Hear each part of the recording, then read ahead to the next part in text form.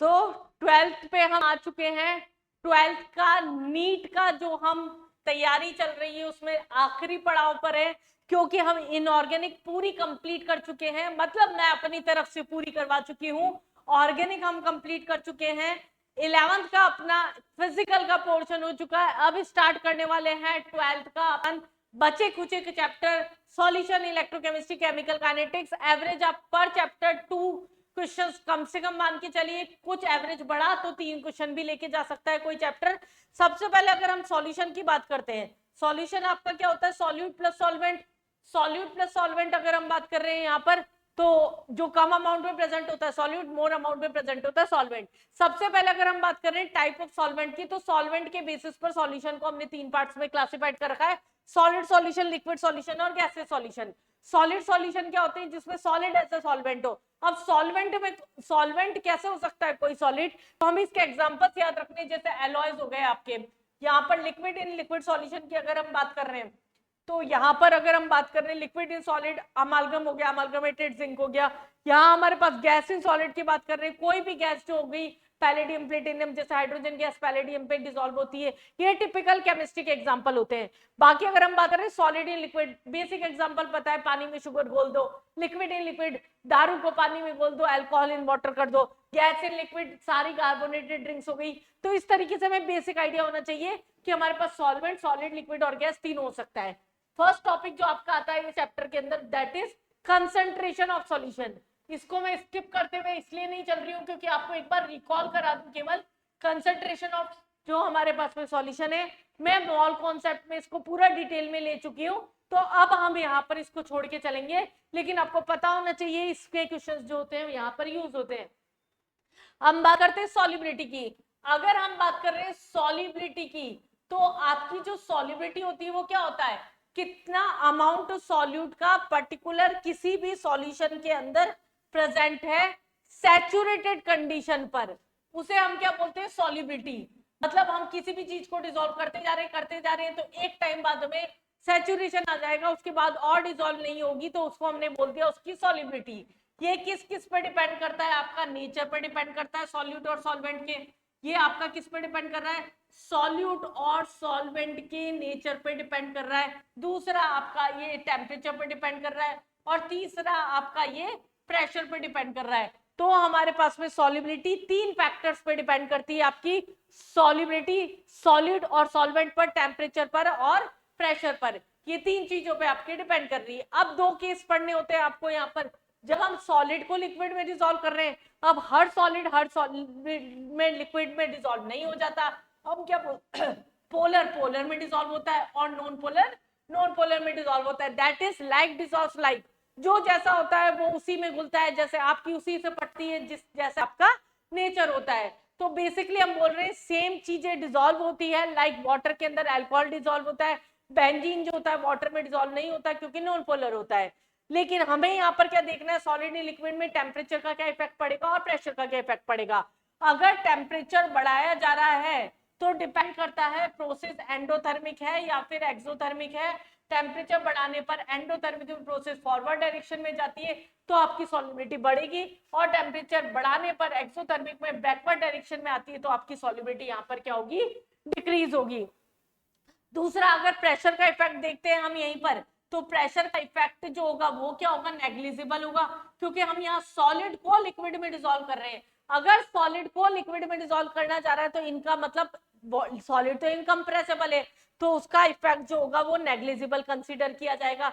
सब कुछ यहाँ पर लिखा हुआ है लीच-एटलीस्ट प्रिंसिपल के अकॉर्डिंग। टेम्परेचर बढ़ाने पर सॉल्युबिलिटी बढ़ेगी, टेम्परेचर कम करने पर सॉल्युबिलिटी आपकी डिक्रीज होगी। ये सारे पॉइंट्स हमने यहाँ पर मेंशन कर रखे हैं। फिर उसके बाद में बात करते हैं जब हम गैस इन लिक्विड की, तो गैस इन लिक्विड में कोई भी चीज आराम से डिसॉल्व हो सकती है, लेकिन यहाँ पर डिफेक्ट क्या है? यहाँ पर हमारे पास में टेम्परेचर बढ़ाएंगे तो क्या होगा? जैसे किसी अगर हमने कंटेनर में पानी लिया, वेपराइज हो रहा है, ढक दिया, इवेपोरेशन की रेट बढ़ती जाएगी, गैसेस पार्टिकल दूर होते जाएंगे, तो इवेपोरेशन बढ़ता जाएगा, एक्सोथर्मिक प्रोसेस होगा, तो टेम्परेचर बढ़ाने पर रिएक्शन बैकवर्ड डायरेक्शन में आएगी, तो सॉल्युबिलिटी आपकी डिक्रीज होगी।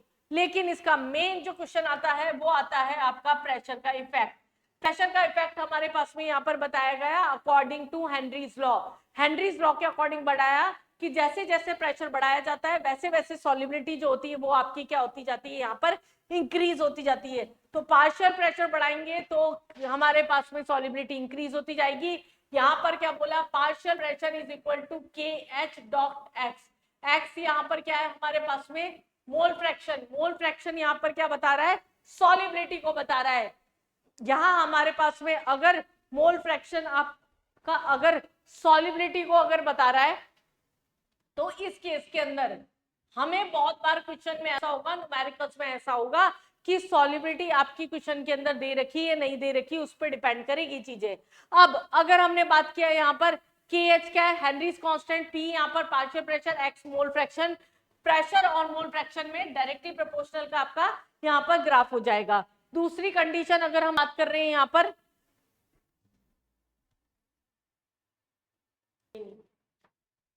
दूसरी कंडीशन अगर हम बात कर रहे हैं यहाँ पर पार्शियल प्रेशर अगर क्वेश्चन में दे रखा है, टोटल प्रेशर निकालना हो तो उसके टर्म में भी क्वेश्चन आ जाते हैं हमारे पास यहाँ। तो सिंपल हमें क्या याद रखना है, pressure is equal to K H dot x, simple इतना याद रखना है। और दूसरी चीज, अगर सैचुरेटेड कंडीशन होती है तो उस कंडीशन में मोल फ्रैक्शन सॉल्युबिलिटी के डायरेक्टली प्रोपोर्शनल होता है। इसका मतलब हमें सॉल्युबिलिटी और मोल फ्रैक्शन को साथ में रिजेंबल करते हुए क्वेश्चंस में चलना है। अब इसकी कुछ एप्लीकेशन पार्ट भी होता है, इससे भी आपका रीजनिंग असर्शन बेस्ड क्वेश्चन आ सकता है।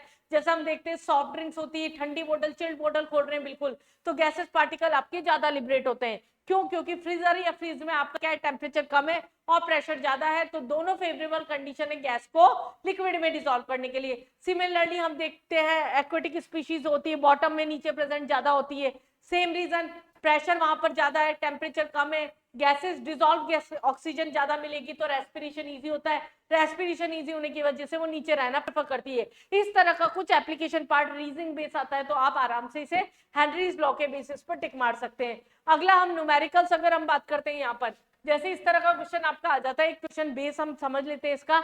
Nitrogen gas is bubbled through the water at 293 kelvin, how many millimole. हमें बोला मोल्स निकालने हैं यहाँ पर नाइट्रोजन गैस के, वॉल्यूम आपको दे रखा है यहाँ पर 1 litre of assuming nitrogen gases partial pressure. Partial pressure आपको नाइट्रोजन का कितना दे दिया, 0.987 दे दिया। के एच की वैल्यू आपको क्वेश्चन में दे रखी है 76.48 हमारे पास में यहाँ इसकी वैल्यू दे रखी है। तो पार्शियल प्रेशर आपका क्या होता है, यहाँ पर पार्शियल प्रेशर नाइट्रोजन का हो जाएगा के H into mole fraction of nitrogen. और मोल फ्रैक्शन हम कैसे निकाल सकते हैं, एक्वस कंडीशन, इसका मतलब मोल फ्रैक्शन नाइट्रोजन का क्या होगा, mole of nitrogen upon mole of nitrogen plus mole of water. अब वाटर 1 लीटर दे रखा है, इसका मतलब 1000 अपॉन 18। हमें पता होना चाहिए मोल का वाटर का कितना लेके चलना है, 55.5 हमें यहाँ पर लेके चलना है। हमें पता ये भी है कि वाटर के मोल कम होंगे तो हम नेग्लेक्ट करते हुए ले ले उसे। तो पार्शियल प्रेशर कितना है, 0.987 is equal to 76.48 into mole fraction, X हमें निकालना है अपॉन 55.5। बस इसे कैलकुलेट करना है, आप ये सॉल्व करेंगे आपके मोल आ जाएंगे, वाटर के नाइट्रोजन के मोल आ जाएंगे, दैट इज 0.716 मिलीमोल के टर्म में लिखा है, ये मोल के टर्म में नहीं। तो ये हेनरीज लॉ के बेस का क्वेश्चन जो होता है वो आपका यहाँ पर आ जाता है। नेक्स्ट टॉपिक जो है यहाँ पर वो लेके चलते हैं हम यहाँ पर वेपर प्रेशर। अगर हम बात कर रहे हैं यहाँ पर वेपर प्रेशर की, वेपर प्रेशर क्या होता है, कितना प्रेशर किसी भी लिक्विड ने एक्सर्ट किया है टोटल सरफेस पे लिक्विड के। तो टोटल प्रेशर जो होता है उसको हमने एक लॉ से निकाला, दैट इज जब लिक्विड को लिक्विड में डिसॉल्व कर रहे हैं, दो वॉलेटाइल लिक्विड्स को मिक्स किया जा रहा है, तो हम बोल रहे हैं यहाँ पर रॉयल्स लॉ के अकॉर्डिंग जब दो या दो से ज्यादा वॉलेटाइल लिक्विड को आपस में मिक्स किया जाता है तो टोटल प्रेशर जो होता है, हम क्या बोल रहे हैं यहाँ पर दो या दो से ज्यादा वॉलेटाइल लिक्विड। फॉर एग्जांपल यहाँ पार्शियल प्रेशर इसका ए है, एक्स मोल फ्रैक्शन है, इसका पी बी नॉट ले लो और यहाँ पर नॉट ले लो, इसको मिक्स कर रहे हैं और टोटल प्रेशर हमें इस सॉल्यूशन का निकालना है। इसका पार्शियल प्रेशर हमने पी ए ले लिया और मोल फ्रैक्शन हमने एक्स से ले लिया, ऐसे पी बी ले लिया और मोल फ्रैक्शन बी ले लिया। इस तरह से अगर कंडीशन है तो टोटल प्रेशर हमारे पास में यहाँ क्या बोला, partial pressure of a component is directly proportional to its mole fraction. Proportional हटा के यहाँ पर क्या लगा दिया, P A is equal to P A naught X से लगा दिया यहाँ पर, ऐसे पीबी का ले लेंगे पीबी नॉट एक्स बी और टोटल प्रेशर क्या हो जाएगा पी ए प्लस पीबी। तो रॉयल्स लॉ फाइनल क्या बोल रहा है यहाँ पर, रॉयल्स लॉ बोल रहा है P A naught X A plus P B naught X B. Final formula याद रखिए आप, यहाँ पर न्यूमेरिकल आता है, इससे सीधा मोल फ्रैक्शन के लिए मोल दे देंगे, टोटल पार्शियल प्रेशर दे देंगे, टोटल प्रेशर आपको कैलकुलेट करना होगा। रॉयल्स लॉ के बेसिस पर ही यहाँ पर क्या किया हमने, यहाँ पर रॉयल्स लॉ के बेसिस पर ही हमने क्या किया है, आइडियल और नॉन आइडियल सॉल्यूशन डिफाइन कर रखे हैं। उससे पहले एक केस और समझते हैं, जब सॉलिड को लिक्विड में डिसॉल्व किया जा रहा है। जब सॉलिड को लिक्विड में डिसॉल्व कर जा रहा है, मतलब जो सॉल्वेंट का आपका प्रेशर होगा वो ही सॉल्यूशन का प्रेशर होगा, क्योंकि सॉलिड तो नॉन वोलेटाइल होगा। तो हम क्या बोल सकते हैं, सॉल्यूशन का प्रेशर होगा जो भी सॉल्वेंट का यहाँ पर प्रेशर है इनटू मोल फ्रैक्शन जो भी सॉल्वेंट का है, वो क्या हो जाएगा, सॉल्यूशन का वेपर प्रेशर हो जाएगा। नेक्स्ट अगर हम बात करते हैं आइडियल और नॉन आइडियल सॉल्यूशन, ये इंपॉर्टेंट क्वेश्चन आपका थ्योरी बेस्ड क्वेश्चन आपके बहुत बार नीट में इसके एग्जांपल्स आए हुए हैं। आइडियल सॉल्यूशंस क्या होते हैं, जो रॉयल्स लॉ को फॉलो करते हैं। दूसरा, जिसमें intermolecular force of attraction pure component में जितने हैं उतने ही आपके फाइनल वेपर प्रेशर में। तीसरा हमारे पास में हम बोल रहे हैं जितना हम सॉल्यूशन में मिक्स कर रहे हैं उस टाइम पे ना तो वॉल्यूम में कोई चेंज हो रहा है ना एंथैल्पी में कोई चेंज हो रहा है। हम कोई भी चीज है उसको प्रैक्टिकल नहीं बोल सकते, रॉयल्स लॉ को फॉलो कर रहे हैं, एंथैल्पी और वॉल्यूम में जो चेंज है वो जीरो है और इंटरमॉलिक्यूलर फोर्स ऑफ अट्रैक्शन है वो सेम है। ये तीनों ही कंडीशन प्रैक्टिकली पॉसिबल नहीं है। अगर हम रॉयडल ग्राफ की बात करते हैं, रॉयल्स लॉ का पार्शियल प्रेशर ए का और एक्स का ग्राफ बनेंगे लीनियर मिलेगा, ऐसे पीबी और इसका ग्राफ बनाएंगे ये भी लीनियर बनेगा, और टोटल प्रेशर हमारे पास में क्या आ जाएगा, पीबी प्लस पीबी। ये रॉयल्स लॉ का ग्राफ था, यही आपका आइडियल सॉल्यूशन का ग्राफ है। दूसरा आता है नॉन आइडियल सॉल्यूशन, सब कुछ उल्टा हो जाएगा, जो रॉयल्स लॉ को फॉलो नहीं करेगा, जिसके एंथैल्पी में चेंज होगा या तो बढ़ेगा या कम होगा, वॉल्यूम में भी चेंज होगा, intermolecular force of attraction same नहीं होंगे। एक तो इसके एग्जांपल्स याद रखिएगा आप आइडियल नॉन आइडियल के, बेंजीन और टॉलिन हो गया, हेक्सेन हेप्टेन हो गया। ये एग्जांपल्स ऐसे भी याद रख सकते हैं जिनकी पोलैरिटी लगभग सेम होती है, वो एग्जांपल्स आपकी इसके अंदर आते हैं। दूसरा, अगर हम बात कर रहे हैं नॉन आइडियल सॉल्यूशन की, तो नॉन आइडियल सॉल्यूशन क्या होते हैं, ऐसे बाइनरी सॉल्यूशन, हम क्या बोल रहे हैं यहाँ, ऐसे बाइनरी सॉल्यूशन जिसके अंदर हमारे पास में एंथैल्पी में चेंज हो रहा है, वॉल्यूम में चेंज हो रहा है, intermolecular force of attraction same नहीं हो रहा। अब कहानी बदलती है यहाँ पर, अगर intermolecular force of attraction same नहीं हो रहा, अगर सेम नहीं हो रहा तो उस कंडीशन में या तो ज्यादा होगा या कम होगा। अगर हम बात कर रहे हैं, समझिएगा इस बात को थोड़ा सा ध्यान से, अगर प्योर कंपोनेंट है हमारे पास में यहाँ, इंटरमॉलिक्यूलर फोर्स ऑफ अट्रैक्शन अगर सॉल्यूशन में है ज्यादा, इसका मतलब इसका वेपर प्रेशर होगा कम, इसका मतलब रॉयल्स लॉ के कंपेयर में वेपर प्रेशर आएगा कम, इसका मतलब ये क्या होगा, negative deviation of Royals law, Royals law के कंपेयर में वैल्यू आएगी कम। लेकिन अगर हम बोल रहे हैं force of attraction pure component के अंदर हमारे पास में ज्यादा है, इसका मतलब यहाँ वीक फोर्स ऑफ अट्रैक्शन है, अगर वीक फोर्स ऑफ अट्रैक्शन यहाँ है इसका मतलब वेपर प्रेशर बनेगा ज्यादा, रॉयल्स लॉ के कंपेयर में यहाँ पर रॉयल्स लॉ के कंपेयर में क्या होगा, कम, इसका मतलब वेपर प्रेशर बनेगा यहाँ पर ज्यादा। तो ये क्या होगा, positive deviation of Royals law, this is positive deviation of Royals law, ये हमारे पास में कंडीशन होती है। अब इसे पॉइंट वाइज समझ लेते हैं एक बार के, पॉइंट वाइज अगर हम बात करते हैं इसमें, यहाँ पर यहाँ हम क्या बोल रहे हैं, टोटल प्रेशर यहाँ पर आइडियल नॉन आइडियल सॉल्यूशन की अगर हम बात करें, डेल्टा एच 0 से ज्यादा होगा, एंडोथर्मिक होगा, वॉल्यूम भी क्या होगा, ज्यादा होगा। अगर हमारे पास पॉजिटिव डेविएशन है, नेगेटिव है तो फिर उल्टा हो जाएगा, इंटरमॉलिक्यूलर फोर्स ऑफ अट्रैक्शन यहाँ पर क्या होगा, स्ट्रॉन्गर होगा प्योर के अंदर, तभी तो वीक होगा सॉल्यूशन के अंदर, तभी पॉजिटिव डिवीजन मिलेगा। एग्जांपल समझिए, इथेनॉल साइक्लोहेक्सेन हो गया, एसीटोन CCl4 हो गया, एसीटोन इथाइल अल्कोहल हो गया, मतलब फोर्स ऑफ अट्रैक्शन के बेसिस पर प्योर में और जो सॉल्यूशन बन रहा है उसके बेसिस पर हम ये एग्जांपल चेक कर सकते हैं। हमने बॉन्डिंग में सब तरह के फोर्स ऑफ अट्रैक्शन पढ़ रखे हैं, क्लोरोफॉर्म, एसीटोन, क्लोरोफॉर्म, बेंजीन, ये क्या हो गए आपके नेगेटिव डिवीजन के एक पॉपुलर एग्जांपल्स हो गए। अगर नेगेटिव डिवीजन है मतलब ग्राफ नीचे से निकल के जाएगा, पॉजिटिव डिवीजन है मतलब आपका ग्राफ जो होगा वो ऊपर से निकल के जाएगा।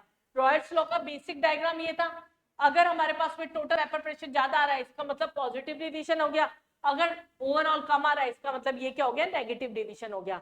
और इसी के साथ में हमारे पास में कुछ टर्म्स और आती है, दैट इज एजियोट्रॉप्स हो गया। जैसे एजियोट्रॉप्स क्या होते हैं, ऐसे बाइनरी मिक्सचर, ऐसे बाइनरी मिक्सचर जिसके अंदर लिक्विड और गैस का कंपोजिशन सेम होता है पर्टिकुलर बॉइलिंग पॉइंट के ऊपर, उसको हम क्या बोलते हैं यहाँ पर, एजियोट्रॉप्स बोलते हैं ऐसे बाइनरी सॉल्यूशन जिसपे पर्टिकुलर टेम्परेचर बॉइलिंग पॉइंट पे लिक्विड और गैस का कंपोजिशन सेम होता है। ये भी दो टाइप का होता है, मिनिमम और maximum boiling, minimum and maximum boiling azeotropes. ये क्या होते हैं? मिनिमम मतलब जिसको कम बॉइलिंग पॉइंट चाहिए होगा इक्विलिब्रियम पे आने के लिए, इसका मतलब जो पॉजिटिव डेविएशन को फॉलो करते हैं। तो हमें बस ये याद रखना है, जो पॉजिटिव डेविएशन को फॉलो करते हैं वो मिनिमम होते हैं, जो मैक्सिमम हमारे पास में नेगेटिव डेविएशन को फॉलो करते हैं वो क्या होते हैं? मैक्सिमम। फॉर एग्जांपल इथेनॉल और वाटर जो होता है 95.4% इथेनॉल बाय वॉल्यूम अगर हमारे पास में प्रेजेंट है तो वो क्या हो जाएगा? आपका मिनिमम का एग्जांपल। सिमिलरली एक एग्जांपल कॉमन आपका यहाँ पर आता है वाटर और HNO3 का 68% अगर HNO3 प्रेजेंट है तो उसे हमने ले लिया मैक्सिमम बॉइलिंग एजियोट्रॉप्स। ये एग्जांपल्स हो गए आपके एजियोट्रॉपिक मिक्सचर के। तो यहाँ तक के पोर्शन में न्यूमेरिकल होता है कम सेट, मतलब आपका आइडियल नॉन आइडियल पे कभी क्वेश्चन आ गया थ्योरेटिकली तो ठीक है, हेनरीज लॉ पे आ गया। मेन क्वेश्चन जो आपका फिक्स क्वेश्चन है पेपर का दैट इज कॉलिगेटिव प्रॉपर्टी। ये 100% नीट के पेपर में एक क्वेश्चन आपका लेके जाता है कॉलिगेटिव प्रॉपर्टीज। कॉलिगेटिव प्रॉपर्टीज क्या होती है? ऐसी प्रॉपर्टीज जो कि नंबर ऑफ पार्टिकल्स और मोलर मास पे डिपेंड करती है, उसके नेचर पे डिपेंड नहीं करती। चार टाइप की प्रॉपर्टीज है आपकी, relative lowering of vapour pressure, elevation in boiling point, depression in freezing point और ऑस्मोटिक प्रेशर। यहाँ पहले तो हम एक कंसीडर कर लेते हैं केस, समझ लेते हैं क्या मान रहे हैं हम। यहाँ एक वॉलेटाइल सॉल्यूशन है हमारे पास में, इसके अंदर हमने डाला कोई नॉन वॉलेटाइल सॉल्यूट, जैसे अगर हमने डाल दिया पानी के अंदर शुगर, पानी के अंदर शुगर डाली तो उस कंडीशन में कौन कौन सी प्रॉपर्टीज उसके मास के रेस्पेक्ट में चेंज हो रही है। फर्स्ट फॉर्मूला है हमारे पास में P not minus P S upon P not, relative lowering of vapour pressure का पी नॉट है वेपर प्रेशर, डायग्राम से समझे तो ज्यादा इजी रहेगा।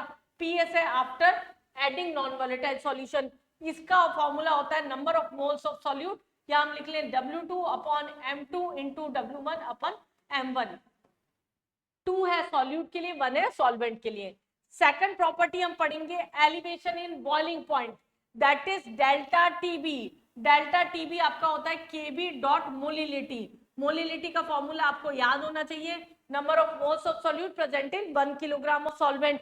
सिमिलरली यहाँ पर हमारे पास में थर्ड फॉर्मूला होता है delta TF, that is equal to KF dot molality. यहाँ पर केबी एब्यूस्कोपिक कांस्टेंट होता है, केएफ हमारे पास में क्रायोस्कोपिक कांस्टेंट होता है। अब डेल्टा टीबी की भी कहानी, माइनस प्लस की बहुत गति होती है यहाँ पर न्यूमेरिकल्स के अंदर। टीएफ यहाँ क्या हो जाएगा? प्योर का टीबी नॉट हो जाएगा, टीएफ नॉट प्योर का फ्रीजिंग पॉइंट हो जाएगा। यहाँ पर टीबी बॉइलिंग पॉइंट हो गया, टीएफ हमारे पास नॉन वॉलेटाइल डालने के बाद हो गया। क्या हो रहा है? Elevation in boiling point, non volatile डालने के बाद में बॉइलिंग पॉइंट बढ़ रहा है। अगर आपका बॉइलिंग पॉइंट यहाँ पर बढ़ रहा है, इसका मतलब क्या हुआ?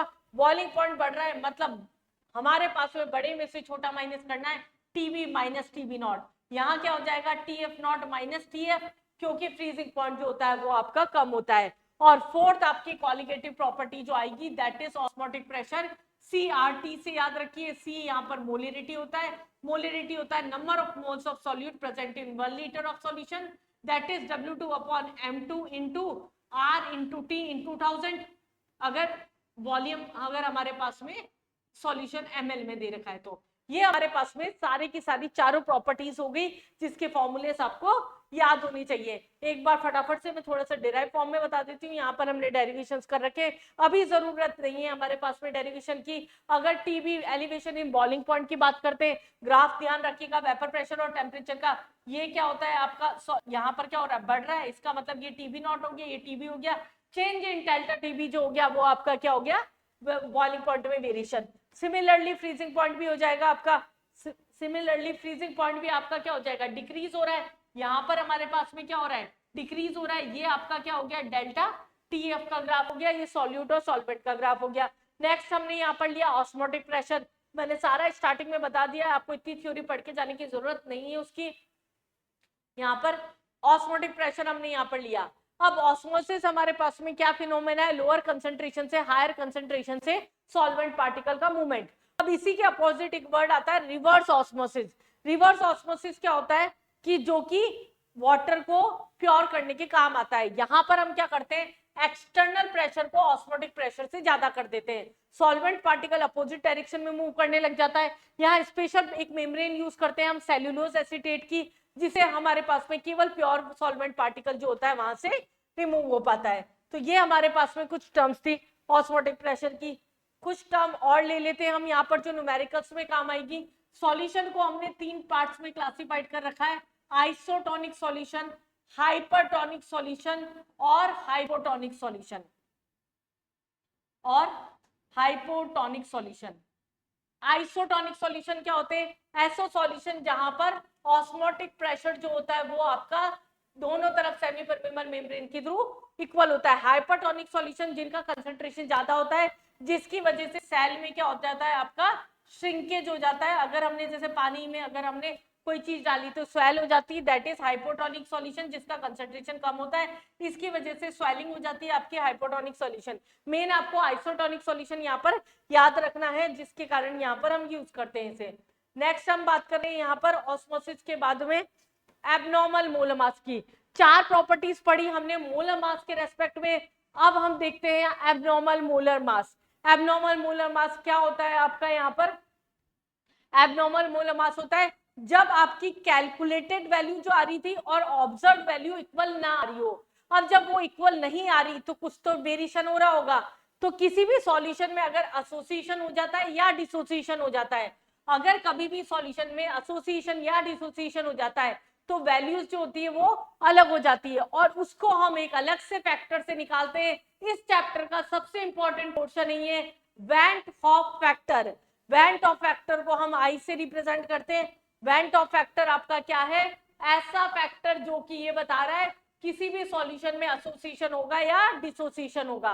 अगर आपकी आई की वैल्यू 1 से कम है इसका मतलब एसोसिएशन हो रहा है, और अगर आपकी आई की वैल्यू 1 से ज्यादा है इसका मतलब डिसोसिएशन हो रहा है। 3 फॉर्मूलों से हम इसे निकालते हैं। एक फॉर्मूला होता है normal molar mass upon abnormal molar mass, दूसरा फॉर्मूला होता है आपका observe colligative property upon calculated, तीसरा फॉर्मूला होता है number of moles after association और डिसोसिएशन और number of moles before association और डिसोसिएशन।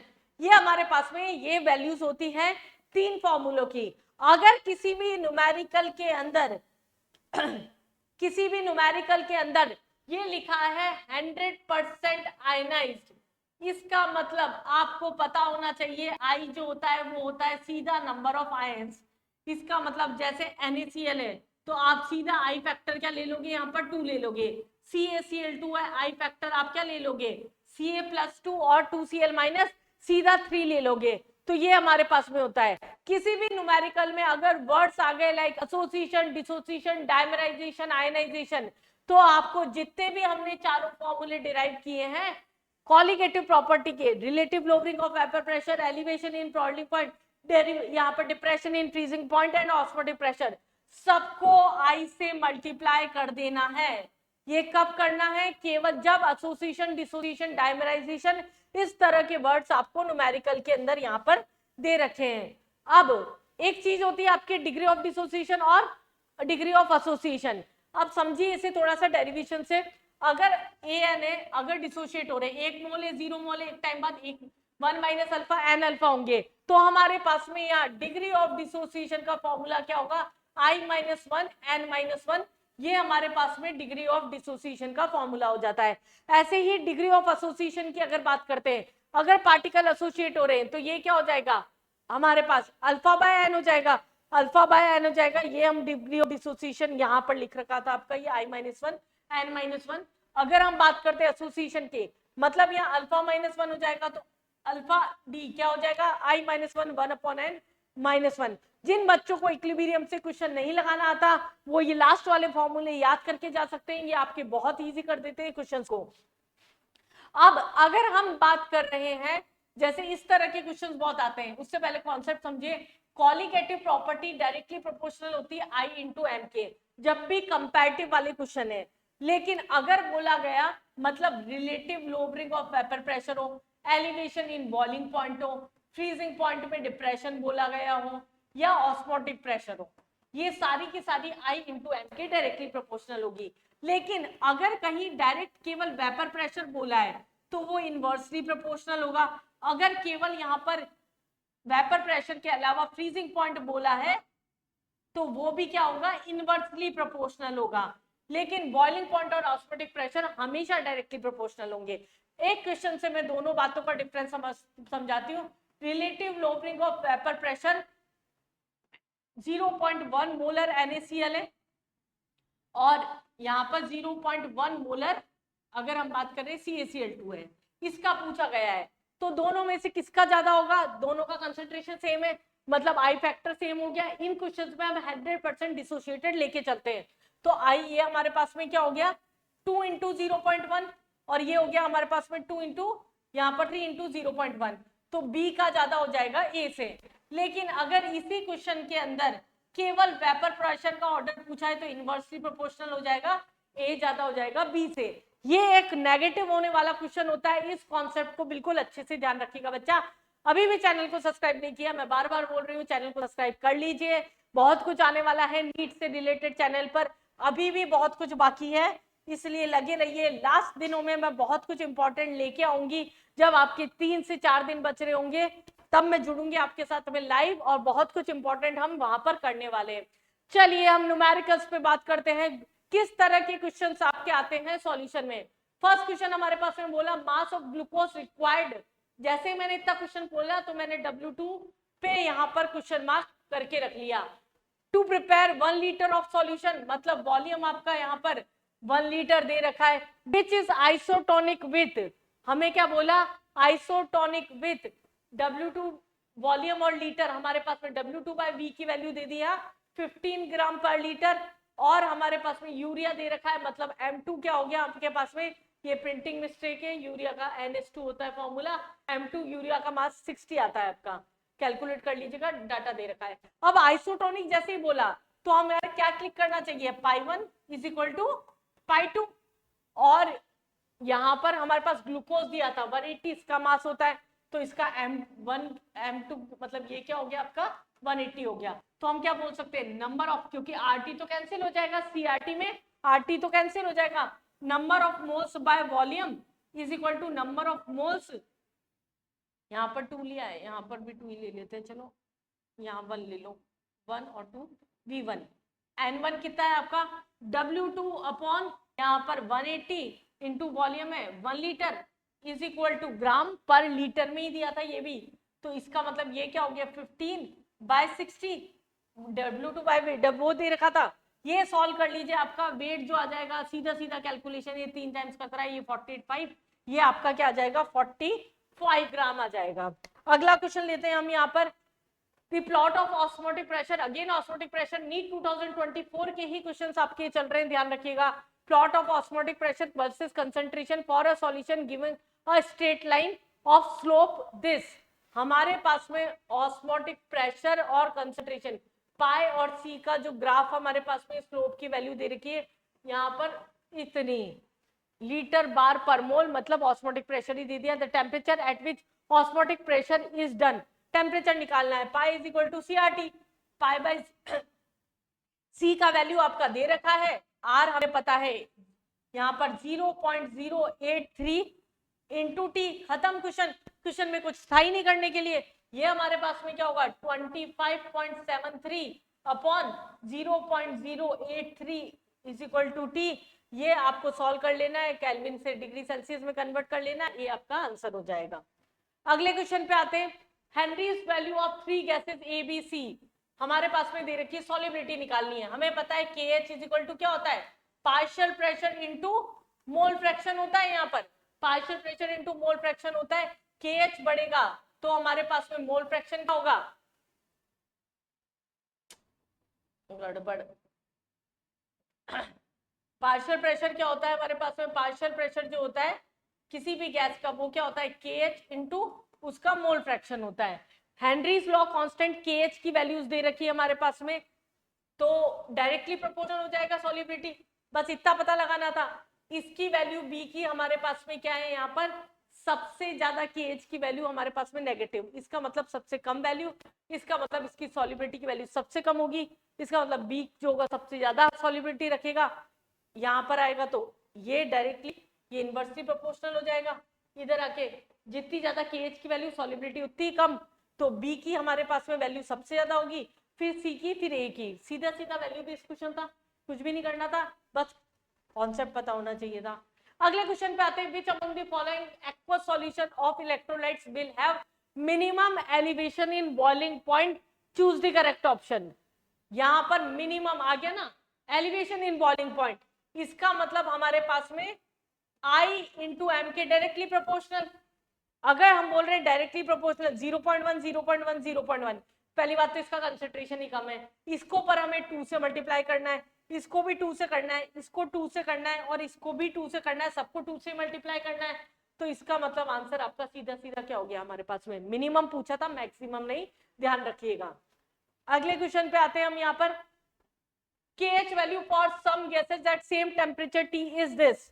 KH की वैल्यू दे दी आपकी, और KH की वैल्यू पूछिए, और क्या बोला है यहाँ पर, the order of solubility, solubility का ऑर्डर, वापस सेम क्वेश्चन, मतलब ये कॉन्सेप्ट कैच कर रहा है, पकड़ रहा है। ये देखिए आप, ये KH क्या है हमारे पास में, सबसे कम वैल्यू इसकी, अगर हमारे पास सबसे कम वैल्यू इसकी है, इसका मतलब ये सबसे ज्यादा सॉल्युबिलिटी रखेगा, तो आपकी HCHO की सबसे ज्यादा होगी, B और C में से आपका आंसर होगा। सबसे ज्यादा वैल्यू किसकी है, आर्गन की, इसका मतलब सबसे कम वैल्यू रखेगा, दोनों ऑप्शन में था। फिर हमारे पास में 1.967 जो होगा उससे पहले होगा कार्बन डाइऑक्साइड, इसका मतलब आपका क्या हो गया, B आंसर हो गया। तो बस एक आपको बेसिक कॉन्सेप्ट पता होना चाहिए, उससे ये आपके नीट 2024 और 23 के नीट के सॉल्यूशन क्या है, न्यूमेरिकल्स थे। हम थ्योरी फॉर्मूले रिवाइज के साथ में कुछ PYQs भी करते जा रहे हैं, जिससे आपको क्वेश्चंस के आइडिया भी लगते जाए। अब जो नेक्स्ट चैप्टर हमारा स्टार्ट होने वाला है, that is electrochemistry.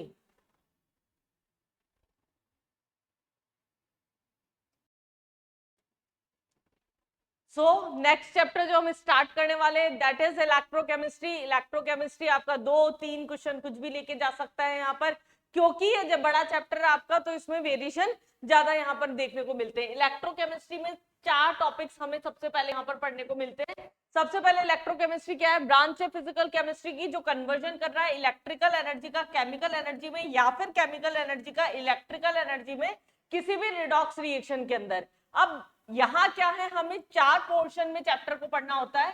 First is electrochemical cell, जिसको हम गैल्वेनिक सेल भी जिसका एग्जांपल लेते हैं। दूसरा हमारे पास में यहाँ पर आता है इलेक्ट्रोलाइटिक सेल, जिसके अंदर हम इलेक्ट्रिकल एनर्जी को केमिकल एनर्जी में कन्वर्ट करते हैं। यहाँ हमारे पास में इलेक्ट्रोकेमिकल सेल में केमिकल एनर्जी को इलेक्ट्रिकल एनर्जी में कन्वर्ट करते हैं। यहाँ पर तीसरा हम आता है यहाँ पर इलेक्ट्रोलाइटिक कंडक्टेंस, क्या आ रहा है यहाँ पर, कंडक्टेंस रेजिस्टेंस जो हमारे पास यहाँ निकालना होता है। और फाइनल पार्ट आता है इसका सेल एंड बैटरी, इसका जो एप्लीकेशन पार्ट होता है वो लेके चलते हैं।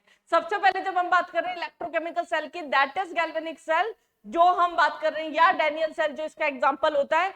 तो यहाँ सबसे पहले देखिए, 2 मेटल इलेक्ट्रोड्स को हम क्या कर रहे हैं यहाँ पर, लाइक हमने ले लिया यहाँ पर जिंक, और दूसरा हमने ले लिया यहाँ पर कॉपर। 2 मेटल इलेक्ट्रोड्स को उन्हीं के सॉल्यूशन के अंदर डिप कर दिया जाता है, जिंक सल्फेट और कॉपर सल्फेट में। दोनों मेटल इलेक्ट्रोड्स को एक मेटेलिक वायर से कनेक्ट किया जाता है, जिसमें बैटरी नहीं है, हमारे पास में वोल्टमीटर लगा हुआ है, और दोनों सॉल्यूशन को एक यू शेप की ट्यूब से कनेक्ट किया जाता है यहाँ पर, जिसको हम बोलते हैं सॉल्ट ब्रिज। जैसे ही सेल सेटअप होता है, तो एक डिस्प्लेसमेंट रिएक्शन होना स्टार्ट हो जाती है। यहाँ पर जिंक जो है ये कॉपर सल्फेट के साथ में मिल रहा है, और ये ZnSO4 और यहाँ पर कॉपर में कन्वर्ट हो रहा है। पूरे चैप्टर में आपको एक चीज जो ध्यान रखनी है यहाँ पर, दैट इज जिसका ऑक्सीडेशन हो रहा है वो एनोड टर्मिनल होगा, पॉजिटिव नेगेटिव से कोई लेना देना नहीं है। जिसका रिडक्शन हो रहा है वो यहाँ पर कैथोड टर्मिनल होगा, भले ही वो इलेक्ट्रोकेमिकल सेल हो या फिर इलेक्ट्रोलाइटिक सेल हो। अब जैसे ही सेल सेट होता है, मोर एक्टिव मेटल क्या करेगा, इलेक्ट्रॉन को लूज करने की टेंडेंसी रखेगा, ऑक्सीडेशन हो रहा है। जिंक हमारे पास में इलेक्ट्रॉन को लूज करने की टेंडेंसी रखता है, तो इलेक्ट्रॉन यहाँ पर डिपॉजिट होते हैं।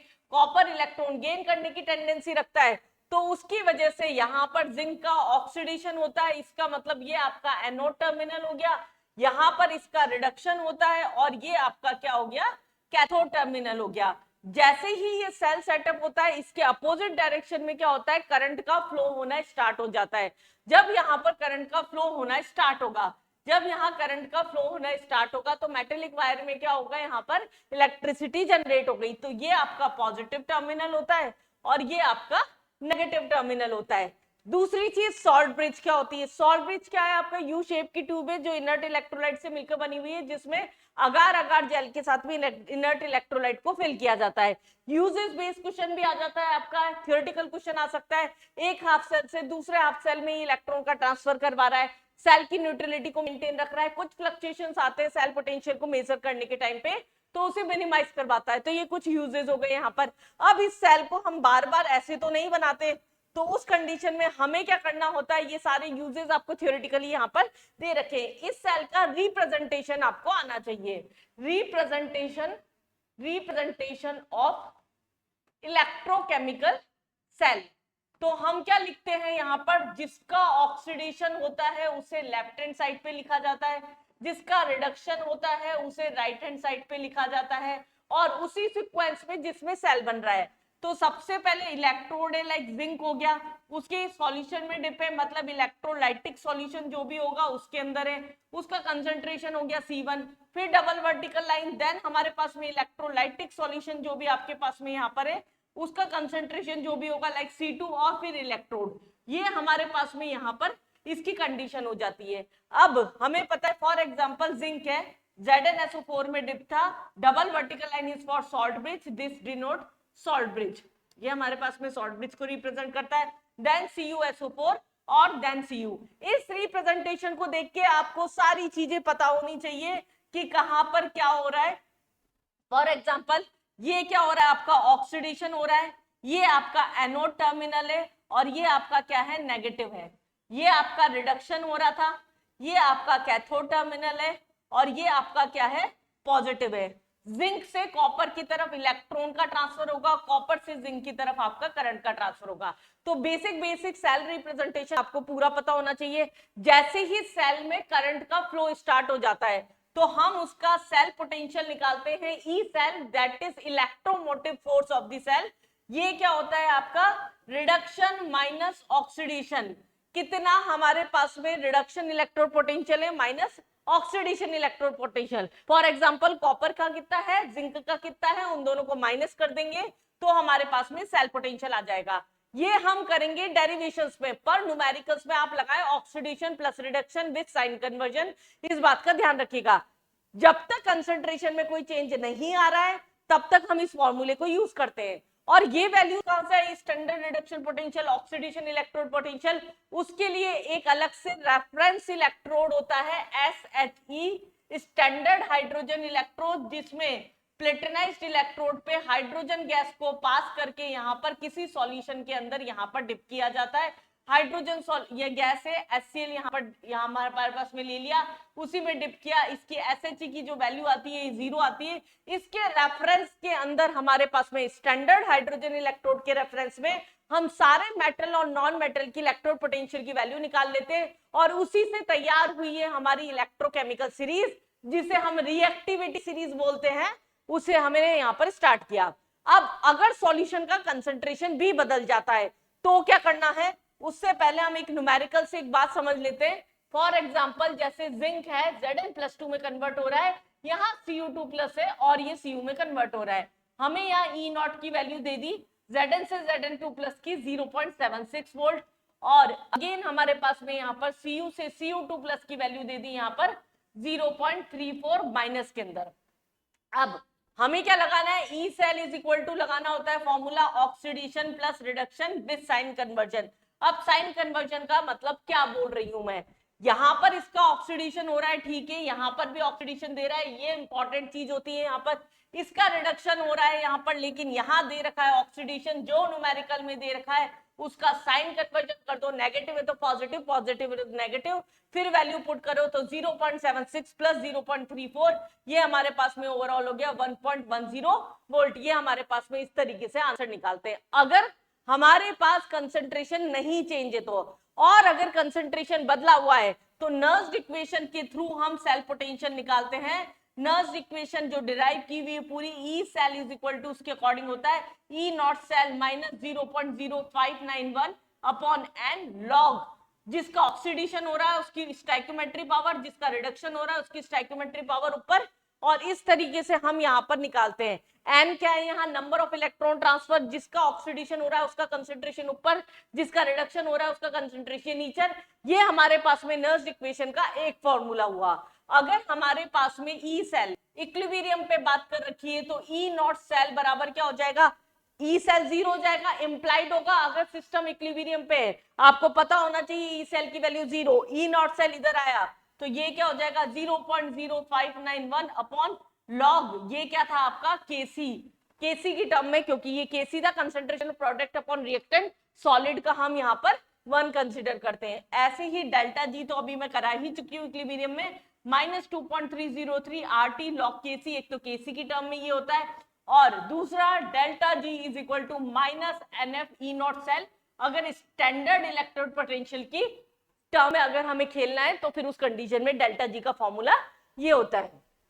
चलिए हम एक बार गो थ्रू कर लेते हैं फटाफट से। ये डेल्टा जी मैंने क्या बताया आपको, सब मैंने उधर ही बता दिया, एक बार वापस से नजर मार लेते हैं। Delta G is equal to -NF E naught cell, QC की टर्म में हमने इसे डिराइव कर रखा है। जब तक इक्विलिब्रियम पे नहीं है तो हम क्यूसी ही वर्ड यूज कर रहे हैं, लेकिन जैसे ही हमें पता सिस्टम इक्विलिब्रियम पे, हमने केसी यहाँ पर वर्ड यूज कर लिया, और हमारे पास में एक इलेक्ट्रोड का क्या हो गया यहाँ पर, इस तरीके से मेटल इलेक्ट्रोड का लिख सकते हैं, क्योंकि जो एक मेटल इलेक्ट्रोड है लाइक कॉपर का ऑक्सीडेशन रिडक्शन हो रहा है, तो जो भी हमारे पास कॉपर है उसका तो 1 लेके चलेंगे, जो आयन है उसी का कंसीडर होगा कंसंट्रेशन, तो बस उसी को हमने यहाँ पर पुट करके ले रखा है। ये थी हमारे पास नर्स इक्वेशन। अब यहाँ पर क्या है हमारे पास में इलेक्ट्रोड, जब हमारे पास में सेल जिसके अंदर 2 इलेक्ट्रोड सेम टाइप के, तो आपकी 2 टाइप की सेल हमारे पास होती है, इलेक्ट्रोलाइट कंसंट्रेशन सेल और इलेक्ट्रोड कंसंट्रेशन सेल। इलेक्ट्रोड अगर हम बोल रहे हैं इलेक्ट्रोलाइट कंसंट्रेशन सेल, तो उस कंडीशन के अंदर हमारे पास में क्या कंसंट्रेशन जो होता है वो वेरी करता है, तो हम यहाँ पर ई सेल बराबर क्या ले लेंगे 0.0591 कंसंट्रेशन C2 अपॉन C1, वही प्रोडक्ट अपॉन रिएक्टेंट, अगर हम यहाँ ऑक्सीडेशन अपॉन रिडक्शन से बात कर सकते हैं। और अगर प्रेशर अगर वेरी कर रहा है तो इसकी जगह हमने क्या ले लिया यहाँ P1/P2 ले लिया, अगर प्रेशर की टर्म में हमें क्वेश्चन के अंदर चलना है तो। दूसरा, अगर मेटल अगर हमारे पास में आयन इलेक्ट्रोड है, जैसे मेटल है कोई भी, एक इलेक्ट्रॉन गेन कर रहा है तो Mn+ आ गया, क्योंकि हमारे पास में यहाँ पर ये क्या हो रहा है ऊपर चला जाएगा। सिमिलरली अगर हाइड्रोजन इलेक्ट्रोड है तो उसके लिए हमारे पास में वैल्यू, तो उसी का यूज करके हमने इसको लिख के रख रखा है, तो हम इसको आराम से, बहुत ही आराम से नर्स इक्वेशन को न्यूमेरिकल्स के अंदर अप्लाई कर सकते हैं। आगे किस तरह के PYQs आ रहे हैं उसके अंदर हम इस चीज को देख लेंगे। आगे अगर हम बात करते हैं ये सीरीज की, इलेक्ट्रोकेमिकल सीरीज की अगर हम बात करते हैं, यहाँ देखिए लिथियम से स्टार्ट है, F2 पे खत्म है, मैं इसको शॉर्ट में लिखती हूँ, लिथियम से ER0 की वैल्यू मोर नेगेटिव है 3.05, चलते गए ये हाइड्रोजन आया बीच में 0, और आखिरी में आपके फ्लोरीन आया जिसकी वैल्यू है +2.87। ये बहुत इंपॉर्टेंट टॉपिक है, इसके क्वेश्चन भी आपके नीट में अच्छे सेट होते हैं। जब हम डाउन दी सीरीज जा रहे हैं इस चीज पे बिल्कुल ध्यान रखिएगा, रिडक्शन पोटेंशियल की वैल्यू जैसे जैसे लेस नेगेटिव होती जाती है वैसे वैसे उसकी ऑक्सीडेशन करने की टेंडेंसी कम होती जाती है। मतलब डाउन दी सीरीज यहाँ जाने पर ऑक्सीडेशन करने की टेंडेंसी डिक्रीज होती जाती है, रिड्यूसिंग एजेंट भी डिक्रीज होता जाएगा, रिडक्शन करने की टेंडेंसी आपकी बढ़ती जाएगी, और ऑक्सीडाइजिंग एजेंट या कैरेक्टर जो होगा वो भी क्या होगा आपका बढ़ता जाएगा। बस इतना सा कॉन्सेप्ट याद रखना है। अरेंजिंग बेस कितने भी क्वेश्चन होते हैं, कौन किसको डिस्प्लेस कर देगा, कौन किसको रिमूव कर रहा है किस सॉल्यूशन में से, किसका ऑक्सीडेशन हो रहा है, रिड्यूसिंग एजेंट के जो ऑर्डर बेस्ड क्वेश्चन होते हैं वो सब आप यहां से कर सकते हैं। फॉर एग्जांपल अगर मैं बात करती हूँ यहाँ पर A0 है, A+ से A वैल्यू दे दी आपको 0.78, यहाँ B+ से B की वैल्यू आपको दे दी -0.20, और E0 से C+ से C की वैल्यू दे दी आपकी 0.40, और हमसे पूछ लिया क्वेश्चन में रिड्यूसिंग एजेंट या कैरेक्टर का ऑर्डर क्या होगा, इसका ऑर्डर पूछ लिया गया, या कौन किसको डिस्प्लेस कर देगा, जो ज्यादा एक्टिव होगा वो उसको वहां से सॉल्यूशन में से हटा देगा। रिडक्शन पोटेंशियल है सारे +1 से 0, इसका मतलब हमारे पास जो वैल्यू है वो यूज करनी है। रिडक्शन पोटेंशियल की वैल्यू जितनी ज्यादा नेगेटिव उतना ही ज्यादा उसका ऑक्सीडेशन करने की टेंडेंसी, तो बी आपका सबसे ज्यादा हो जाएगा। फिर सी हो जाएगा और फिर ए हो जाएगा। इस वाले रेफरेंस के अंदर, इस वाले ऑर्डर के अंदर हमारा क्वेश्चन चल जाएगा। तो बहुत आराम से हम इलेक्ट्रोकेमिकल सीरीज के यहाँ पर क्वेश्चंस कर सकते हैं। नेक्स्ट हमारे पास में आता है इलेक्ट्रोलाइटिक सेल। इलेक्ट्रोलाइटिक सेल के लिए पहले तो आपको ये पता होना चाहिए कौन किसको रिप्लेस कर देता है, जैसे पोटेशियम, कैल्शियम, सोडियम, ये सब हमारे पास में डिपोजिशन की अगर हम बात करें इंक्रीजिंग ऑर्डर में है, और एनायंस जो है वो यहाँ पर एसआरपी के इंक्रीजिंग ऑर्डर में है। क्या होता है यहाँ पर, कोई भी जैसे हमारे पास में मेटल है, ये इलेक्ट्रोड्स लिए दो, जैसे कॉपर के ले लिए, इलेक्ट्रोड करंट पास किया, तो आयनाइजेशन थ्योरी पे ये डिपेंड करता है। यहाँ कॉपर है, कॉपर सल्फेट में इसको डिप कर रखा है, ऑक्सीडेशन हाफ सेल रिएक्शन क्या हो जाएगी आपकी, oxidation half cell reaction, copper जो हो रहा है वो क्या हो रहा है, 2 इलेक्ट्रॉन लूज करता जा रहा है, और रिडक्शन हाफ सेल के अंदर, रिडक्शन हाफ सेल के अंदर आपका क्या हो रहा है, यहाँ पर 2 इलेक्ट्रॉन ये गेन करता जा रहा है, Cu2 plus 2 electron again gain करता जा रहा है। प्योर मेटल जो होता है आपका वो क्या होता है, हमेशा कैथोड पर यहाँ पर डिपॉजिट होता है।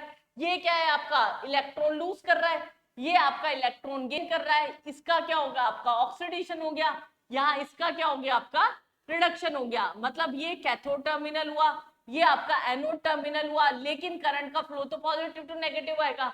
इसका मतलब यहाँ ये पॉजिटिव होता है और ये आपका नेगेटिव होता है, ये चीज आपको याद रखनी है। दूसरा, कैथोड पर आपका प्योर मेटल डिपॉजिट होता है, ये ध्यान रखना है। तीसरा, हमारे पास में एक डब्बा होता है कि अगर हमारे पास में एक्वस NaCl है तो Na+ कैथोड पर, एनोड पर क्या डिपॉजिट होगा। तो डिपॉजिशन हम इस सीक्वेंस से बहुत आराम से याद रख सकते हैं, कौन किसकी जगह पे प्रेजेंट है उसके। जैसे हाइड्रोजन यहाँ पर इसके बाद प्रेजेंट है तो सोडियम जो होगा वो डिपॉजिट होगा। सल्फेट आयन अगर पहले आ रहा है यहाँ पर इंक्रीजिंग ऑर्डर ऑफ डिपॉजिशन है तो फिर वो लेट डिपॉजिट होगा, उसके कंपेयर में OH- प्रेजेंट है तो वो जल्दी डिपॉजिट हो जाएगा। तो ये डिपॉजिशन का जो डब्बा है ना, आप रटेंगे नहीं तो भी काम चल जाएगा अगर आपको ये सीक्वेंस याद है तो ये हमारे पास में इलेक्ट्रोकेमिकल सेल था, पर इलेक्ट्रोलाइटिक सेल था। पर क्वेश्चन आपके इलेक्ट्रोलाइसिस से थ्योरी बेस ना आके इस टॉपिक पे आते हैं फैराडे लॉ या फिर क्वांटिटी ऑफ इलेक्ट्रिसिटी पे। अगर फर्स्ट लॉ की बात करते हैं तो यहाँ क्या बोला, कितना अमाउंट डिपॉजिट या लिबरेट हो रहा है किसी भी इलेक्ट्रोलाइटिक सेल में, वो डायरेक्टली प्रोपोर्शनल होता है quantity of electricity pass through them. कितनी क्वांटिटी ऑफ इलेक्ट्रिसिटी पास की जा रही है, W क्या है, अमाउंट डिपॉजिटेड और लिबरेटेड, Z यहाँ पर इलेक्ट्रोकेमिकल इक्विवेलेंट होता है, electrochemical equivalent that is equal to E upon 96500। ये आपको न्यूमेरिकल्स के अंदर नहीं दे रखा होगा बच्चा, ये हमारे पास हमें पता होना चाहिए। Z इज इक्वल टू क्या होता है यहाँ पर, Z is equal to E upon 96500। E क्या है अब यहाँ पर, E is equivalent weight. Equivalent weight अभी अभी हमने रिडॉक्स में समझा था, इक्विवेलेंट वेट क्या होता है हमारे पास में, molar mass upon N into 96500। ये वैल्यू हमें यहाँ पर पुट करनी होगी। W अमाउंट डिपॉजिटेड और liberated, Z is electrochemical equivalent, I is current and T is time. तो W is equal to ZIT, ये हमारे पास में फॉर्मूला हुआ। और दूसरा law, second law of Faraday के अकॉर्डिंग क्या बोला, जब 2 या 2 से ज्यादा इलेक्ट्रोलाइटिक सेल को सीरीज में अरेंज किया, हमने क्या बोला, एक सेल लिया जिसके अंदर लाइक Ag और AgNO3 डाल दिया, फिर कॉपर सल्फेट वाला सेल लिया उसके अंदर कॉपर सल्फेट डाल दिया। इस तरीके से हमने जब सेल्स को सीरीज में अरेंज किया और सेम करंट पास किया सेम टाइम के ऊपर, सेम करंट पास किया सेम टाइम के ऊपर, तो अमाउंट डिपॉजिटेड और लिबरेटेड जो होता है उसके इक्विवेलेंट वेट के, जो भी इलेक्ट्रोड होता है उसके इक्विवेलेंट वेट के इक्वल होता है। तो हम यहाँ पर क्या लग सकते हैं, W1 upon W2 is equal to यहाँ पर E1 अपॉन E2 ये ले सकते हैं। यहाँ पर इससे होते हैं आपके mainly numericals. W is equal to ZIT हमारे पास में फर्स्ट से आया था, सेकंड से हमारे पास ये आ गया। ये हमारे पास में दोनों फॉर्मूलेज हो गए जिससे आपके न्यूमेरिकल सेट होते हैं। एक वर्ड और आता है आपका करंट एफिशिएंसी। करंट एफिशिएंसी क्या होता है आपका, कितना अमाउंट या मास डिपॉजिट हो रहा है आपका या प्रोड्यूस हो रहा है, मतलब कैथोड और एनोड पर, और थ्योरेटिकली कितना मास आपको न्यूमेरिकल के अंदर दे रखा है, कितना डिपॉजिट हो रहा है या लिबरेट हो रहा है इन 200। W/E जो हमारे पास में था, weight upon mass is equal to IT था, उसकी जगह हमारे पास में यहाँ पर करंट एफिशिएंसी से और मल्टीप्लाई कर देना होता है। तो ये आपकी पर्टिकुलर करंट एफिशिएंसी के अगर कोई क्वेश्चन आ गया तो घबराने का नहीं, बिल्कुल सीधा फॉर्मूला बेस होता है, इससे सीधा सीधा आप इसका न्यूमेरिकल लगा सकते हैं। तीसरा हमारे पास में एक रिपीटेड पैटर्न जो क्वेश्चन का होता है यहाँ पर, आपका रिपीटेड पैटर्न क्वेश्चन जो है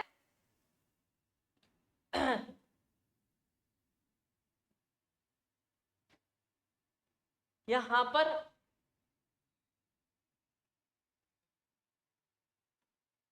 वेट करिएगा 1 मिनट।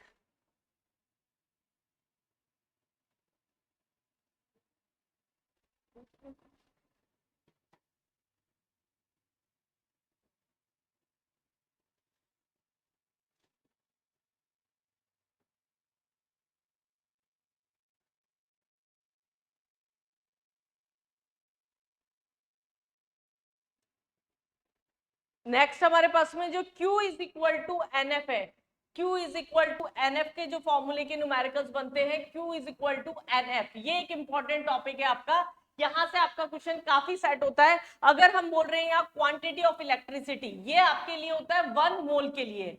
अगर हमें बोला जैसे Al+3 में कन्वर्ट हो रहा है, 3 इलेक्ट्रॉन लूज हो रहे हैं, तो क्वांटिटी ऑफ इलेक्ट्रिसिटी आपकी क्या हो जाएगी, 3F हो जाएगी, ये 1 मोल के लिए हो जाएगी। और कूलम में पूछा है तो 96500 कूलम से आपको इसको मल्टीप्लाई कर देना होता है, ये आपका होता है। लेकिन अगर इसी को अगर अमाउंट की टर्म में पूछ लिया, फॉर एग्जांपल हमें पूछ लिया 51 ग्राम ऑफ एल्युमिनियम डिपोजिशन, अगर इसके लिए हमारे पास में पूछा है 51 ग्राम अगर एल्युमिनियम डिपॉजिट हो रहा है, तो कितना होगा, 1 मोल बराबर क्या होता है आपका 27 ग्राम ऑफ एल्युमिनियम होता है। इसका मतलब यूनिटरी मेथड आपको सिंपल लगाना है, 27 ग्राम के लिए कितना आ रहा है आपका 3F आ रहा है, तो 51 ग्राम के लिए कितना हो जाएगा आपका 3F/27 इंटू 51। इस तरह से हम इस न्यूमेरिकल्स को सेट कर लेते हैं। ये एक बहुत ही कॉमन रिपीटेड पैटर्न का क्वेश्चन है, एनसीईआरटी में भी इसे बहुत ज्यादा एलिब्रेट करके मेंशन कर रखा है, इसलिए आपको इस पैटर्न को अच्छे से करके जाना है। अगर कोई रिडॉक्स रिएक्शन आ गई जिसमें आपको देख के पता नहीं पड़ता, जैसे Mn4 है Mn+2 में कन्वर्ट हो रहा है, ये क्या हो रहा है आपका 5 इलेक्ट्रॉन का डिफरेंस, यहाँ आ रहा है आपका +7, ये हो रहा है +2, 5 इलेक्ट्रॉन का डिफरेंस, तो Q इज इक्वल टू 1 मोल के लिए आपका क्या हो जाएगा, यहाँ 5F जो होगा वो आपका यहाँ पर आंसर हो जाएगा। तो इस तरह के क्वेश्चंस अगर आते हैं तो इसको मैं बोलूंगी बोनस क्वेश्चंस, बहुत ही आसानी से हो जाने वाले आपके ये क्वेश्चंस होते हैं। ये हमारे पास में था इलेक्ट्रोलाइटिक सेल। नेक्स्ट हम टॉपिक स्टार्ट करते हैं इसके अंदर, यहाँ पर इलेक्ट्रोकेमिकल सेल के बाद में यहाँ पर नेक्स्ट टॉपिक जो आपका स्टार्ट होने वाला है यहाँ पर, वो है इलेक्ट्रोलाइटिक कंडक्टेंस। अब कंडक्टेंस जो है इलेक्ट्रोलाइटिक कंडक्टेंस, उसके लिए आपको कुछ पैरामीटर्स पता होने चाहिए। रेजिस्टेंस क्या होता है, कंडक्टेंस क्या होता है, रेजिस्टिविटी क्या होती है, कंडक्टिविटी क्या होती है। तो R बराबर आपका क्या होता है ρL/A होता है हमारे पास में, और C conductance is equal to होता है कापा A/L। सारी टर्म्स आपको पता होगी, R is resistance, ρ is specific resistance और resistivity, C is conductance, kappa is specific conductance और कंडक्टिविटी। लेंथ और एरिया यूनिट आपको पता होनी चाहिए। R की यूनिट आपकी सबको पता होगी ओम होती है, ρ की यूनिट आपकी ओम सेंटीमीटर होती है, आपका C जो होता है पर ओम होता है, या इसी को हम यहाँ पर साइमन बोलते हैं, या इसी को हम यहाँ पर मो ओम मो बोलते हैं, यहाँ पर ओम की जो यूनिट होती है मो बोलते हैं यहाँ पर। सिमिलरली कापा जो हो जाएगा वो क्या हो जाएगा यहाँ पर ओम पर सेंटीमीटर। ये आपका इलेक्ट्रोलाइटिक कंडक्टेंस किस किस पे डिपेंड करता है, यहाँ पर स्ट्रॉन्ग इलेक्ट्रोलाइट है या फिर वीक इलेक्ट्रोलाइट है, नेचर पर डिपेंड करता है। स्ट्रॉन्ग इलेक्ट्रोलाइट है आपका, इलेक्ट्रोलाइट जो है हमारे पास, इलेक्ट्रोलाइट जो है स्ट्रॉन्ग है या फिर आपका यहाँ पर वीक है। दूसरा कंसंट्रेशन पे डिपेंड करेगा, और तीसरा यहाँ पर टेम्परेचर पे डिपेंड करेगा। क्योंकि इलेक्ट्रोलाइटिक कंडक्टेंस आपका टेम्परेचर डिपेंडेंट फैक्टर होता है, इसलिए हम किसी भी सॉल्यूशन का कंडक्टेंस ना निकाल के उसका मोलर कंडक्टेंस निकालते हैं। इसी के साथ में इसका मेजरमेंट होता है व्हिटस्टोन ब्रिज के थ्रू। वहां पर हमने पढ़ा R1/R2 is equal to R3/R4, ये व्हिटस्टोन ब्रिज के अंदर हमारे पास में रिलेशन होता है, जिससे हम देखते हैं R is equal to ρL/A होता है। किसी भी सेल का सेल कांस्टेंट जो होता है लेंथ अपॉन एरिया, वो होता है कंडक्टिविटी सेल का। तो एक फॉर्मूला जो मैं मार्क करके दे रही हूँ यहाँ, जिससे डायरेक्ट न्यूमेरिकल आते हैं, G* is equal to resistance into conductivity. R is resistance, kappa is conductivity और G इज सेल कांस्टेंट। यहाँ पर ये आप ध्यान रखिएगा, ये आपका क्वेश्चन बहुत बैठता है पेपर के अंदर, ये हमारे पास में न्यूमेरिकल्स के अंदर याद रखना है। इसी के साथ में एक टर्म आती है हमारे पास में यहाँ पर मोलर कंडक्टेंस। अगर हम बात कर रहे हैं यहाँ पर मोलर कंडक्टेंस की, अगर हम बात कर रहे हैं मोलर कंडक्टेंस की, मोलर कंडक्टेंस क्या हो जाएगा आपका, एक मोल में कितना वॉल्यूम प्रेजेंट है, एक मोल के अंदर कितना वॉल्यूम प्रेजेंट है, उसका जो कंडक्टेंस हमारे पास होता है। अगर हम यहां पर लेके चल रहे हैं, अगर हम बात कर रहे हैं यहाँ मोलर कंडक्टेंस, तो ये आपका क्या हो जाएगा, molar conductance is equal to kappa into 1000 upon C. C यहाँ पर क्या है आपका मोलरिटी है, और ये क्या है आपका मोलर कंडक्टेंस है। This is molar conductance, molar conductance. और अगर इक्विवेलेंट कंडक्टेंस, क्योंकि नीट में इक्विवेलेंट कंडक्टेंस के भी आपके क्वेश्चंस बैठ जाते हैं, इक्विवेलेंट कंडक्टेंस अगर बोला जाता है तो कापा इंटू 1000 अपॉन सी की जगह यहाँ पर मोलरिटी की जगह आपको केवल नॉर्मेलिटी पुट कर देना है। अब एक नई टर्म आती है यहाँ पर लिमिटिंग मोलर कंडक्टेंस, क्योंकि मोलर कंडक्टेंस किस किस पे डिपेंड करेगा, मोलर कंडक्टेंस डिपेंड करता है यहाँ पर ओनली कंसंट्रेशन के ऊपर और नेचर ऑफ इलेक्ट्रोलाइट के ऊपर, कि स्ट्रॉन्ग है या वीक है, केवल इस पे डिपेंड करेगा, इलेक्ट्रोलाइट पे डिपेंड करेगा, वो डिपेंड नहीं करता टेम्परेचर पर। इसीलिए हम यहाँ पर क्या है, यहाँ पर मोलर कंडक्टेंस पढ़ते हैं, और इस रिलेशन को बताया गया molar conductance is equal to limiting और infinite molar conductance minus B root C. This is Debye Huckel equation. इसके अकॉर्डिंग यहाँ पर हमारे पास में बता दिया मोलर कंडक्टेंस और लिमिटिंग मोलर कंडक्टेंस। अब ये नई बला क्या आ गई आपकी लिमिटिंग मोलर कंडक्टेंस, किसी भी सॉल्यूशन को डाइल्यूट या कंसंट्रेट करते जाते हैं तो एक टाइम बाद में उसका कंसंट्रेशन जो होता है वो चेंज होना बंद हो जाता है, और उस टाइम पे जो मोलर कंडक्टेंस होता है दैट इज लिमिटिंग और इनफाइनाइट मोलर कंडक्टेंस। अगर हम बात करें स्ट्रॉन्ग इलेक्ट्रोलाइट की, डिक्रीज होता जाता है, एक टाइम बाद में ये क्या होगा, कांस्टेंट हो जाएगा, limiting. This is strong electrolyte का ग्राफ हो गया। वीक क्या होगा, फटाफट से डिसोशिएट हो जाएगा, तो ये आपका क्या हो गया, वीक इलेक्ट्रोलाइट का ग्राफ हो गया। तो ये हमारे पास में फैक्टर्स हो गए, मोलर कंडक्टेंस हो गया, लिमिटिंग मोलर कंडक्टेंस। अब जो नया वर्ड बचा आपका लिमिटिंग मोलर कंडक्टेंस, उसके ऊपर आ जाते हैं आपके न्यूमेरिकल्स। कॉलार्थ लॉ जो हमारे पास में है, इसके लिए कॉलार्थ लॉ क्या बोला है यहाँ पर, कॉलार्थ लॉ बताता है लिमिटिंग मोलर कंडक्टेंस कैसे निकाला जाता है किसी भी सॉल्यूशन का। तो लिमिटिंग मोलर कंडक्टेंस यहाँ पर क्या बोला, किसी भी स्ट्रॉन्ग इलेक्ट्रोलाइट का लिमिटिंग मोलर कंडक्टेंस होता है उसके कैटायन और एनायन की लिमिटिंग मोलर कंडक्टिविटी के सम के equal multiply by their stoichiometric coefficient. जैसे अगर ये है तो x into limiting molar conductivity of A Y plus y into limiting molar conductivity of B X minus.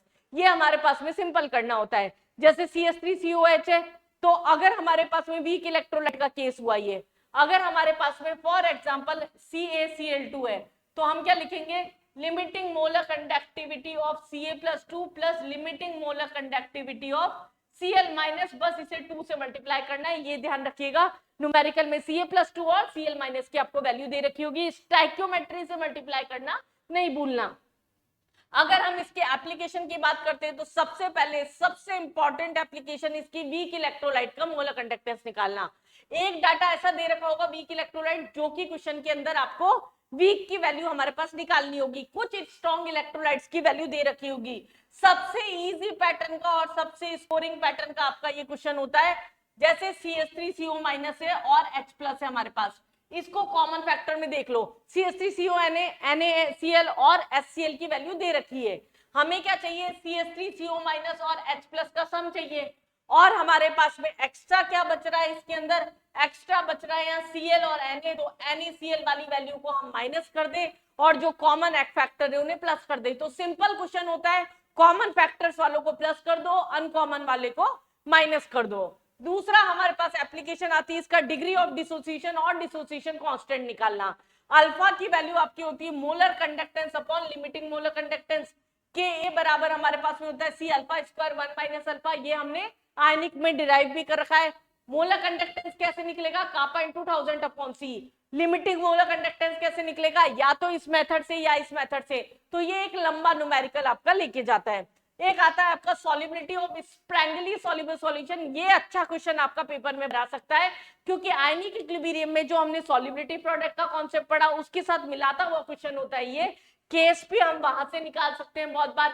Solubility concentration equal होता है अगर कोई भी सॉल्यूशन सैचुरेटेड होता है, तो मोलर कंडक्टेंस में हम क्या बोल सकते हैं, मोलर कंडक्टेंस का फॉर्मूला था कापा इंटू 1000 अपॉन सी। अगर हमें पता है सी इक्वल है एस के, तो एस को हमने यहाँ लिया है, मोलर कंडक्टेंस को अगर हम यहाँ ले आए तो मोलर कंडक्टेंस बराबर कापा इंटू 1000 अपॉन एस। ये हमारे पास हो गया।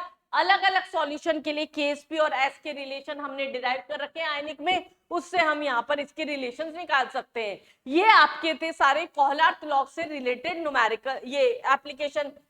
इसके बाद में थोड़ा सा एप्लीकेशन पार्ट पे नजर डाल लेते हैं, ये आपको छोड़ के नहीं जाना है।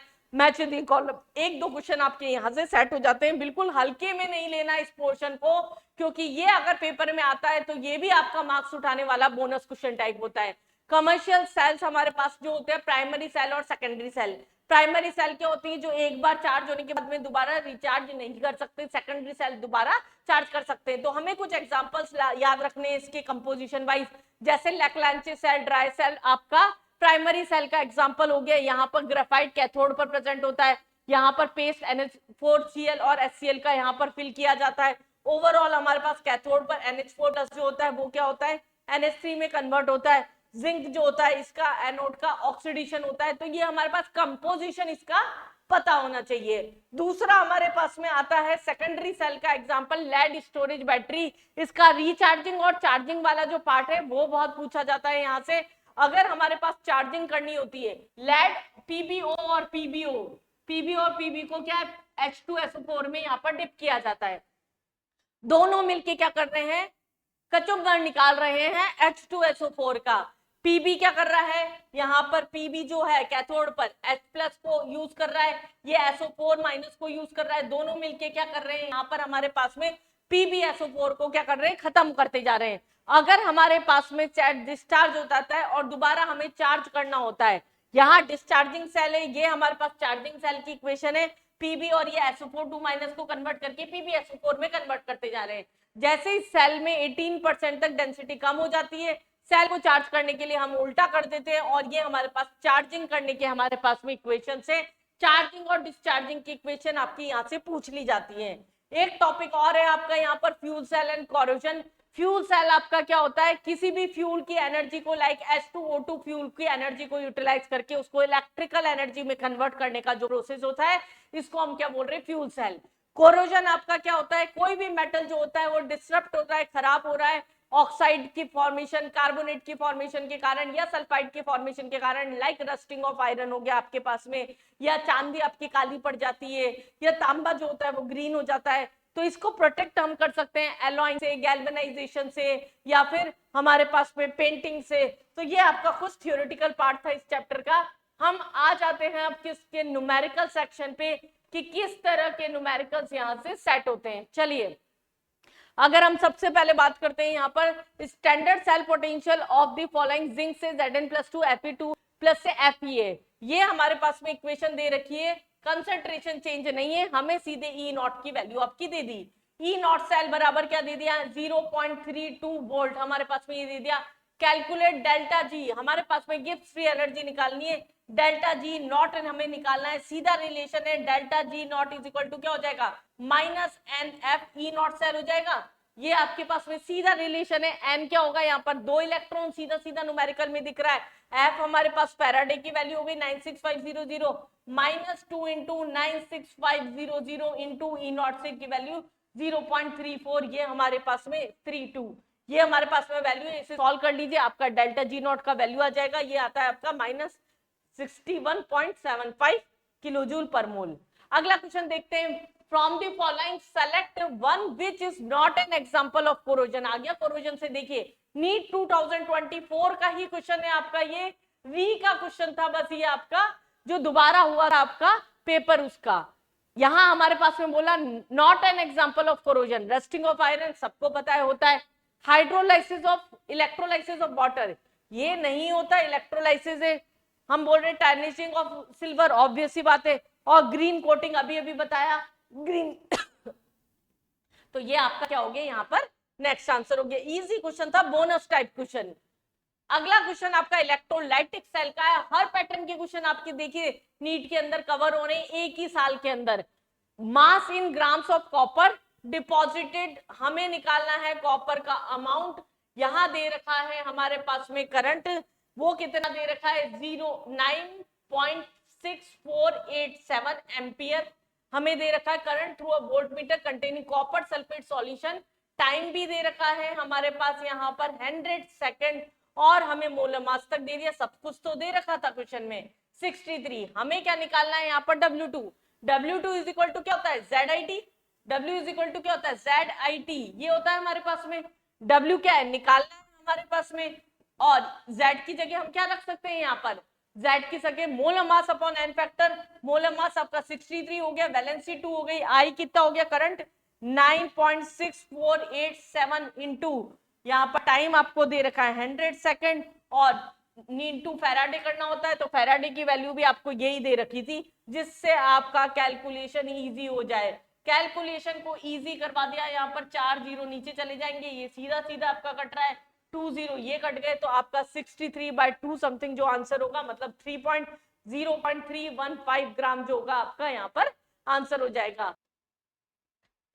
नेक्स्ट क्वेश्चन आपका क्या बोल रहा है यहाँ पर, 1 मोल ऑफ H2O ये O2 में कन्वर्ट हो रहा है, Q is equal to NF का कॉन्सेप्ट मैंने आपको अभी अभी बताया था। ये क्या हो रहा है आपका -2 से क्या कन्वर्ट हो रहा है 0, तो ये हमारे पास में क्या हो गया 2F हो गया, मतलब आपका A का आंसर क्या हो गया 2F हो गया, मतलब आपका ये आंसर होगा या फिर ये आंसर होगा।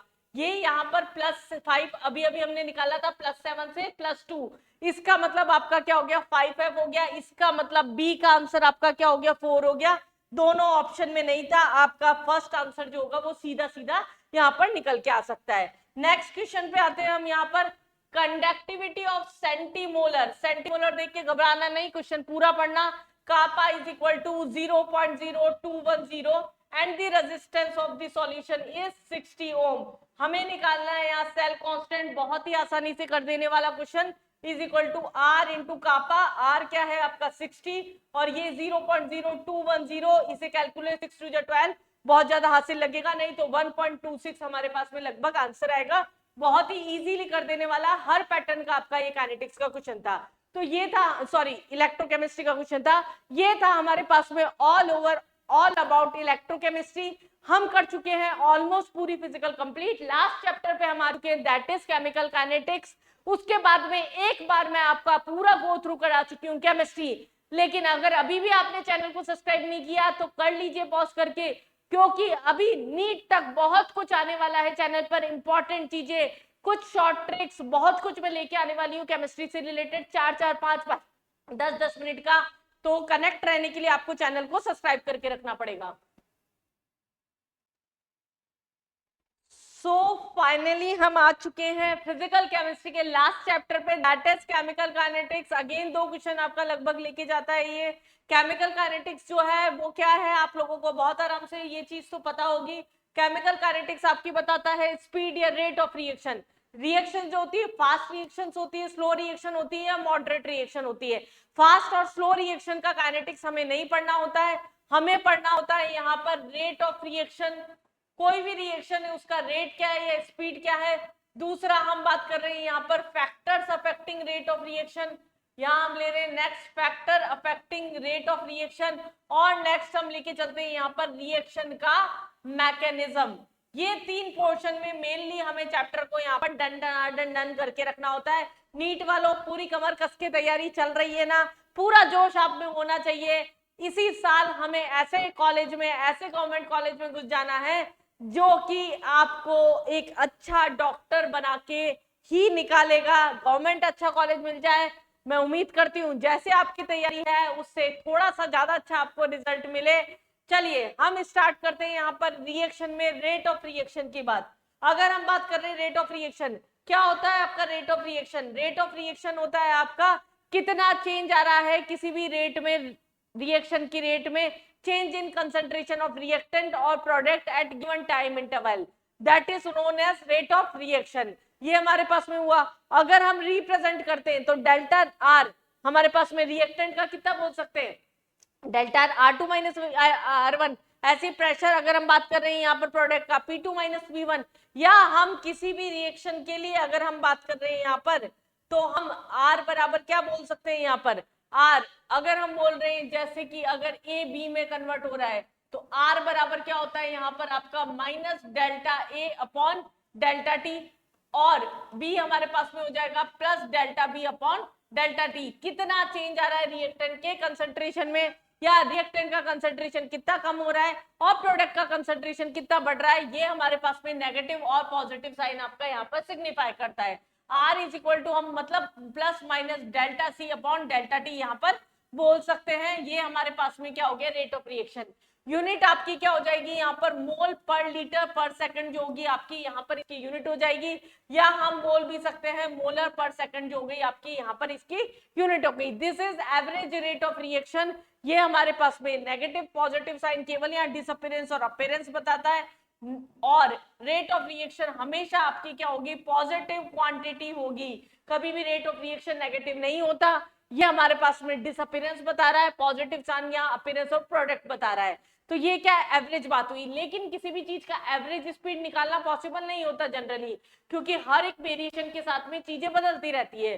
तो हम क्या निकालते हैं इसका इंस्टेंटेनियस रेट ऑफ रिएक्शन निकालते हैं, पर्टिकुलर एक पर्टिकुलर पॉइंट पे टाइम पर स्मॉल इंटरवल ऑफ टाइम पे कितना आ रहा है। तो हम इसको लिख सकते हैं माइनस डी आर की जगह डेल्टा की जगह यहाँ पर क्या लिख सकते हैं D R by D T, ऐसे ही डेल्टा हमारे पास में डीपी बाई डी टी ये लिख सकते हैं। यूनिट आपकी बिल्कुल सेम हो जाएगी। तो ये हमारे पास में डेफिनेशन थी इंस्टेंटेनियस रेट ऑफ रिएक्शन और रेट ऑफ रिएक्शन की। और अगर हम इसका रिप्रेजेंटेशन करें किसी भी स्टाइकोमेट्री की टर्म पे जिस पे आपके क्वेश्चन सेट होना स्टार्ट हो जाते हैं, जैसे अगर हमारे पास में ये है इस तरीके से इक्वेशन, तो हम आर बराबर क्या बोल सकते हैं minus D A is equal to delta A upon delta T. ये हमारे पास में हो जाएगा plus 1 upon B delta B upon delta T. Again ये क्या होता है हमारे पास में 1 अपॉन सी, यहाँ पर माइनस में ही होगा रिएक्टेंट है, plus delta C upon delta T. Questions में क्या होगा like rate of disappearance of A दे रखा है, सी का निकालना है, या बी का दे रखा है सी का निकालना है, या सी का अपीयरेंस दे रखा है ए का निकालना है, और रेट ऑफ रिएक्शन हम किसी भी डाटा से निकालेंगे तो सेम आएगा। तो यहाँ delta A upon delta T आपका क्या है rate of disappearance of A, rate of disappearance of A, ये हमारे पास में क्या हो जाएगा ए। ऐसे rate of disappearance of B हो जाएगा और rate of appearance of C हो जाएगा। ये न्यूमेरिकल्स में आपको दे रखा होता है। ये तो बात हुई रिएक्टेंट और प्रोडक्ट के दोनों की टर्म्स में। लेकिन अगर हम बात करें कोई चीज खत्म हो रही है मतलब रिएक्टेंट खत्म हो रहा है तो प्रोडक्ट उतना ही तो बनेगा। आप 10 किलोमीटर चले हो, 6 किलोमीटर चल चुकी तो 4 किलोमीटर ही तो बचे, तो हमें प्रोडक्ट से तो कोई लेना देना है ही नहीं। उसे हमें बताया रेट लॉ या लॉ ऑफ मास एक्शन से। यहाँ क्या बोला रेट ऑफ रिएक्शन जो होती है वो एक्टिव मास ऑफ रिएक्टेंट पे डिपेंड करती है केवल। अब मैडम एक्टिव मास क्या होता है हम तो भूल गए, केमिकल इक्विलिब्रियम में पढ़ाया था अभी भी। एक्टिव मास जो होता है वो क्या होता है हमारे पास में number of moles by volume. इसका मतलब एक तरह से मोलरिटी मतलब कंसंट्रेशन हो गया, directly proportional to active mass, इसका मतलब directly proportional to concentration of reactant raised to the power to their stoichiometric coefficient. अगर हम यहाँ पर इसका एक्सप्रेशन वाइज बात करते हैं तो R बराबर क्या हो जाएगा, जैसे अगर हमारे पास में है XA plus YD is converted into product, तो हम रेट ऑफ रिएक्शन क्या लिख सकते हैं यहाँ पर डायरेक्टली प्रोपोर्शनल टू A के ऊपर पावर X, B के ऊपर पावर Y, प्रोपोर्शनल हटा के K लगा देंगे। K आपका है रेट और velocity constant, X plus Y है आपके पास में ऑर्डर ऑफ रिएक्शन। स्टोइकियोमेट्री का सम किसी भी एलिमेंट्री रिएक्शन में जो होता है वो होता है आपका ऑर्डर ऑफ रिएक्शन। ये ही है आपकी आगे की काइनेटिक्स की कहानी कि ऑर्डर ऑफ रिएक्शन आपका यहाँ पर क्या होता है। अगर हम बात कर रहे हैं यहाँ पर यूनिट की, अगर मैं बोलूं R बराबर आपका आ रहा है K, जो भी कंसंट्रेशन है रिएक्शन का, और पावर में ले लेती हूँ यहाँ पर डेल्टा N, दैट इज जो भी हमारे पास में X प्लस डेल्टा की जगह N ही लिख लीजिए आप। ऑर्डर ऑफ रिएक्शन जो होता है यहाँ पर हम N ही लिख लेते हैं तो ज्यादा सही रहेगा N। जैसे अगर हम बोल रहे हैं यहाँ पर A है, ये B के साथ में कन्वर्ट होके हमारे पास में प्रोडक्ट में कन्वर्ट हो रहा है, तो N क्या हो जाएगा आपका A प्लस B। अब अगर हम बात कर रहे हैं N is order of reaction, अगर हम बात करते हैं N is order of reaction, तो अगर ये हमारे पास 0 ऑर्डर होता है इसका मतलब हमारे पास में क्या हो जाएगी यूनिट, इसे हम क्या बोल देंगे 0 ऑर्डर रिएक्शन बोल देंगे। इसको हमने बोल दिया 0 ऑर्डर रिएक्शन। सिमिलरली n की वैल्यू अगर 1 है तो इसका हमारे पास में क्या बोल देंगे, first order reaction. This is first order reaction. अगर n की वैल्यू 0 तो हमने इसे बोल दिया जीरो ऑर्डर रिएक्शन। अगर n की वैल्यू 1 तो इसने हमने क्या बोल दिया यहाँ पर, फर्स्ट ऑर्डर रिएक्शन। अब यूनिट कैसे निकालते हैं, जैसे R बराबर क्या होगा, कंसंट्रेशन बाय टाइम होगा, K बराबर आपका ये कंसंट्रेशन के ऊपर पावर n, ये आपका हो जाता है। कॉमन ले लीजिए, K बराबर क्या हो जाएगा, कंसंट्रेशन के ऊपर पावर यहाँ पर 1 माइनस n, और ये क्या हो गया हमारे पास में पर टाइम। तो ये हमारे पास में एक जनरलाइज फॉर्मूला हो गया। आप यूनिट रट के ना जाए, इस फॉर्मूले को रट के जाए, हाइपोथेटिकल भी आता है तो कर सकते हैं। n की वैल्यू अगर 0 है, इसका मतलब K बराबर क्या हो गया यहाँ पर, मोल पर लीटर पर सेकंड हो गया। ये क्या हो गया आपका, मोल पर लीटर पर सेकंड हो गया। n की वैल्यू 1 है तो 1 माइनस 1 0, तो K की यूनिट क्या हो गई, पर सेकंड हो गई। अगर n की वैल्यू 2 है तो K की यूनिट क्या हो जाएगी आपकी, पर मोल लीटर पर सेकंड, ये हमारे पास में यूनिट हो जाएगी। तो काइनेटिक्स हमारे पास में यहाँ पर ये एक इंपॉर्टेंट क्वेश्चन है आपका। ये यूनिट भी आपकी डायरेक्टली पेपर में पूछ ली जाती है, यूनिट्स जरूर से ध्यान रखिएगा। अदरवाइज न्यूमेरिकल में कभी कभी काफी हिंट मिल जाता है यूनिट देखकर कि कौन से ऑर्डर का आपका क्वेश्चन है।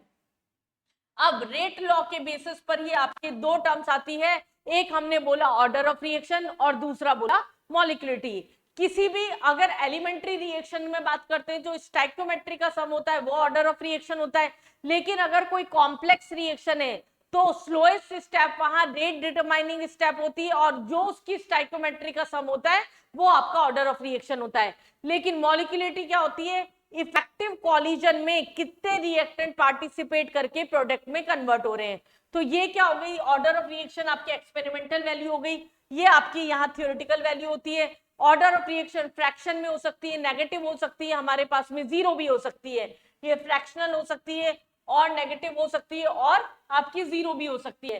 लेकिन मॉलिक्यूलिटी हम बोल रहे हैं इफेक्टिव कॉलिजन, मतलब या तो रिएक्टेंट पूरा पूरा पार्टिसिपेट करेगा या फिर नहीं करेगा। इसका मतलब ये हमारे पास में होल नंबर में होगी, ये कभी भी जीरो नहीं हो सकती, 1 होगी, 2 होगी या 3 होगी। नॉन फ्रैक्शनल होती है, ये हमारे पास में नॉन फ्रैक्शनल होती है, ये फ्रैक्शनल में पॉसिबल नहीं होती। तो ये हमारे पास में कुछ टर्म्स थी, order of reaction and molecularity. Difference based question, theoretical question भी यहाँ से आपका आ जाता है। इसी के साथ में एक टर्म और आती है सूडो ऑर्डर रिएक्शन। जैसा हमने बोला ऑर्डर ऑफ रिएक्शन और मॉलिक्यूलिटी एलिमेंट्री रिएक्शन के लिए तो सेम होगी, अगर जो दिख रहा है वही होगा। लेकिन सूडो ऑर्डर रिएक्शन क्या होती है आपकी, ऐसी रिएक्शंस जो हमारे पास एलिमेंट्री रिएक्शन होने के बाद में भी ऑर्डर ऑफ रिएक्शन और मॉलिक्यूलिटी की वैल्यू डिफर रखती है, अलग होती है। जैसे ईस्टर में अगर पानी डाला तो जो वाटर है वो जनरली एक्सेस अमाउंट में होता है, इसका मतलब केवल इसके कंसंट्रेशन पे रेट डिपेंड करेगा। तो रेट ऑफ रिएक्शन किस पे डिपेंड करेगा, केवल ईस्टर पे डिपेंड करेगा यहाँ पर, क्योंकि ये हमारे पास में एक्सेस के अंदर प्रेजेंट है। तो ऑर्डर ऑफ रिएक्शन क्या होगा आपका, 1 होगा। लेकिन जब ये इफेक्टिवली कोलाइड करेंगे तभी प्रोडक्ट में कन्वर्ट होंगे, तो मॉलिक्यूलिटी क्या हो जाएगी आपकी यहाँ पर 2 हो जाएगी। तो ये ऐसी रिएक्शन हो गई जिसके अंदर ऑर्डर ऑफ रिएक्शन और मॉलिक्यूलिटी की वैल्यू डिफर है इन एलिमेंट्री रिएक्शन, उसको हमने क्या बोल दिया, सूडो फर्स्ट ऑर्डर का एग्जांपल है, इसलिए सूडो फर्स्ट ऑर्डर रिएक्शन बोल दिया। एग्जांपल भी आपका डायरेक्टली पूछा जा सकता है, इसको ऐसे भी याद रख सकते हैं, जनरली हाइड्रोलाइसिस की जितनी रिएक्शन होती है वो इसके एग्जांपल्स में आ जाएगी। जैसे सुक्रोज का हाइड्रोलाइसिस कर रहे हैं या स्टार्च का हाइड्रोलाइसिस कर रहे हैं तो ग्लूकोज की यूनिट मिल जाती है। ये एग्जांपल्स हमारे पास यहाँ पूछे जा सकते हैं। तो ये तो थ्योरेटिकल बात हुई मेन चैप्टर की। अब आते हैं हम मेन यहाँ पर न्यूमेरिकल्स वाले पोर्शन पर। जीरो ऑर्डर रिएक्शन डेरिवेशन से हमें मतलब नहीं है। जीरो ऑर्डर रिएक्शन का अगर हम डेरिवेशन करते हैं तो K का फॉर्मूला जो आता है आपका फाइनली आता है x/t। K क्या है हमारे पास में, रेट कांस्टेंट। अब अगर हम बात करते हैं यहाँ पर जैसे A B में कन्वर्ट हो रहा है, टाइम 0 है, ये इनिशियल कंसंट्रेशन ये 0, एक टाइम बाद में ये क्या हो जाएगा A माइनस एक्स और ये हमारे पास x। तो यहाँ डेराइव करने पर r0 माइनस r/t आता है, r0 इज a, ये a माइनस x/t, तो हमारे पास फाइनल रिलेशन क्या है x/t। अगर इसी का हाफ लाइफ निकाला जाता है, इसका हाफ लाइफ क्या हो जाएगा, x की जगह आप a/2 रख दीजिए, t की जगह आप t हाफ रख दीजिए, तो k बराबर हमारे पास में क्या हो जाएगा, या t हाफ इधर ले लीजिए तो ये क्या हो जाएगा a/2 2K, मतलब half life is directly proportional to initial concentration of reactant. जैसे ऐसे न्यूमेरिकल सेट हो जाते हैं, अगर किसी रिएक्शन का 10 सेकंड पे हाफ लाइफ पे इनिशियल कंसंट्रेशन 20 है और 20 सेकंड पर अगर वो 40 हो गया तो ऑर्डर ऑफ रिएक्शन क्या होगा, हमें पता है डायरेक्टली प्रोपोर्शनल चल रहा है, that means order of reaction आपका क्या होगा, जीरो ऑर्डर का होगा। इस तरह के कॉन्सेप्ट बेस्ड क्वेश्चन यहां से बन जाते हैं। दूसरा, अगर हमारे पास फर्स्ट ऑर्डर की बात कर रहे हैं तो आप फाइनल रिलेशन सीधा याद रखिए, मैं अलग से जो आपको याद रहता है वो रिलेशन लिख देती हूँ, डेरिवेशन का आपका काम नहीं है अभी यहाँ पर। log a अपॉन a माइनस एक्स, ए क्या है इनिशियल कंसंट्रेशन, एक्स कितना डिकम्पोज हो गया, टी हमारे पास में टाइम। अगर हम टी हाफ की बात कर रहे हैं हाफ लाइफ की, टी हाफ इधर गया, के इधर गया, ए की जगह एक्स की जगह अगर आप यहाँ पर a/2 रखते हैं, log 2 आएगा, log 2 की value 0.301 into 2.303 that is equal to 0.693 upon यहाँ पर क्या हो जाएगा के। इसका मतलब हाफ लाइफ इनिशियल कंसंट्रेशन पे डिपेंड नहीं कर रही फर्स्ट ऑर्डर की। अगर ऐसा कोई क्वेश्चन सेट है कि हाफ लाइफ इतना है, इनिशियल कंसंट्रेशन इतना है, हाफ लाइफ इतना होने पे भी इनिशियल कंसंट्रेशन वही रहा, दैट मींस वो आपका फर्स्ट ऑर्डर रिएक्शन का क्वेश्चन हो गया। एक बार डब्बे में हम फटाफट से फॉर्मूले देख लेते हैं। एक ग्राफ हमारे पास में log a बाय एक्स और टाइम का स्लोप की वैल्यू आपकी k बाय 2.303 होती है, स्लोप की वैल्यू आप यहाँ पर याद रखिएगा। नेक्स्ट हमारे पास में अगर हम बात करते हैं यहाँ टी हाफ की वैल्यू हम डिराइव कर चुके हैं अभी 0.693 अपॉन के। ये डेरिवेशन का काम अभी नहीं करेंगे, हम सीधा फॉर्मूले में इसे अप्लाई करेंगे। अब अलग अलग मेथड्स हमने देखे, ऑर्डर ऑफ रिएक्शन को एक इंटीग्रेटेड मेथड से निकाला जो हमने अभी के फॉर्मूले लिए, ये आपने देख लिए। ग्राफिकल मेथड, अगर के और टी हाफ के बीच में रिलेशन है, अभी ग्राफ्स ले लेंगे। तीसरा हाफ लाइफ मेथड का कॉन्सेप्ट मैंने अभी बताया, हाफ लाइफ इनिशियल कंसंट्रेशन से किस तरह से रिलेट करता है उससे हम निकाल सकते हैं। तो हमारे पास में यहाँ अलग अलग मेथड से इंटीग्रेशन या इनिशियल रेट मेथड है। अगर हम बात कर रहे हैं, जैसे अगर हमारे पास किसी का कंसंट्रेशन दे दिया, ए का कंसंट्रेशन दे दिया, ऑर्डर ऑफ रिएक्शन निकालना है, आर डायरेक्टली प्रोपोर्शनल टू ए और बी के होता है, तो हम यहाँ पर इस तरीके से पावर पे रख के हम इनिशियल कंसंट्रेशन के रेस्पेक्ट में भी रिलेशन यहाँ पर निकाल सकते हैं। ये डब्बा आपको याद होना चाहिए। वैसे तो काफी कुछ हो गया हमारा। जीरो ऑर्डर रिएक्शन है minus D by D T, ये हमारे पास में क्या हो जाएगा माइनस के स्लोप की वैल्यू। ऐसे ही हमारे पास में फर्स्ट ऑर्डर रिएक्शन है, स्लोप क्या हो जाएगा माइनस के ही होगा, लेकिन प्लस के हो जाएगा अगर सेकंड ऑर्डर रिएक्शन है। सेकंड ऑर्डर रिएक्शन के फॉर्मूले हो गए हमारे। इसके ग्राफ्स भी थोड़ा सा देख के जाइएगा आराम से। अगर dx by dt कंसंट्रेशन है जीरो ऑर्डर डिपेंडेंट नहीं होगा, फर्स्ट ऑर्डर है डायरेक्टली प्रोपोर्शनल होगा, सेकंड ऑर्डर पे भले ही पावर चली जाएगी लेकिन तब भी क्या होगा आपका डायरेक्टली प्रोपोर्शनल होगा। तो ग्राफिकल बेस अगर क्वेश्चन आता है काइनेटिक्स से तो वो भी आप इसको बहुत आराम से कर सकते हैं। और हाफ लाइफ का भी, हाफ लाइफ का जो तरीका है मैंने बोला जीरो ऑर्डर रिएक्शन है आपका तो डायरेक्टली प्रोपोर्शनल है, अगर फर्स्ट ऑर्डर रिएक्शन है तो इंडिपेंडेंट हो रहा है, सेकंड ऑर्डर रिएक्शन है तो हमारे पास इनवर्सली प्रोपोर्शनल होता है। या मैं ऐसे भी बोल सकती हूँ T half is directly proportional to A के ऊपर पावर 1 माइनस एन। अगर हमारे पास में जीरो ऑर्डर है, जीरो है 1 माइनस जीरो होगा डायरेक्टली प्रोपोर्शनल लिख लेगा, अगर फर्स्ट ऑर्डर है 1 माइनस 1 होगा इनवर्सली प्रोपोर्शनल लिख लेगा, सेकंड ऑर्डर है आपका 1 माइनस 2 होगा इनवर्स में जाएगा सेकंड ऑर्डर का होगा। तो ये हमारे पास में ग्राफ्स हो गए हाफ लाइफ और इनिशियल कंसंट्रेशन के रेस्पेक्ट में। अब हम नेक्स्ट लेते हैं काइनेटिक्स के कौन कौन से फैक्टर्स होते हैं। काइनेटिक्स डिपेंड करता है आपका नेचर ऑफ इलेक्ट्रो, जो भी रिएक्टेंट होगा स्ट्रॉन्ग है तो रिएक्शन की रेट कम होगी और अगर वीक है तो फिर यहाँ पर फास्ट होगी। और एक्टिवेशन एनर्जी एक टर्म होती है यहाँ पर, minimum energy required to convert reactant into product, this is known as activation energy. Activation energy जितनी ज्यादा होगी, रास्ता जितना लंबा तय करना पड़ेगा, रेट ऑफ रिएक्शन आपकी उतनी ही यहाँ पर स्लो होगी। तो हम क्या बोल सकते हैं, अगर हम ग्राफिकली दो तरीके से एक रिएक्शन को ले लें, ये हमारे पास में EA2 है और ये EA1 है, तो हम क्या बोल सकते हैं अगर एक्टिवेशन एनर्जी A की ज्यादा है तो रेट ऑफ रिएक्शन जो होगी वो 2 की क्या होगी, वो ज्यादा होगी। जिसने जल्दी से नापा रास्ता, छोटा रास्ता नापा, वो फटाफट से पहुंच जाएगा। तो ये हमारे पास एक्टिवेशन एनर्जी पे डिपेंड करता है। टेम्परेचर बढ़ाएंगे काइनेटिक एनर्जी बढ़ेगी तो रेट ऑफ रिएक्शन फास्ट होगी। लेकिन इसको हम और डिटेल में पढ़ेंगे, पूरा पढ़ना है हमें इसे आर्हेनियस थ्योरी करके। जैसे ही टेम्परेचर को 10 डिग्री सेल्सियस तक इंक्रीज कर देंगे तो रेट ऑफ रिएक्शन आपका डबल या ट्रिपल हो जाएगा। और कितना वेरिएशन आता है उसको आर्हेनियस इक्वेशन से डिराइव कर रखा है। कैटलिस्ट हमें पता है रेट ऑफ रिएक्शन को फास्ट करता है जनरली, एक्टिवेशन एनर्जी को कम करके। प्रेशर का इफेक्ट भी हम देखते हैं, सरफेस एरिया डायरेक्टली प्रोपोर्शनल होता है यहाँ पर रेट ऑफ रिएक्शन के। अगर हम बात करते हैं ये इंपॉर्टेंट टॉपिक, मतलब ये मान के चले आगे वाले पोर्शन में से चैप्टर के एक क्वेश्चन, इस वाले पोर्शन में से एक चैप्टर।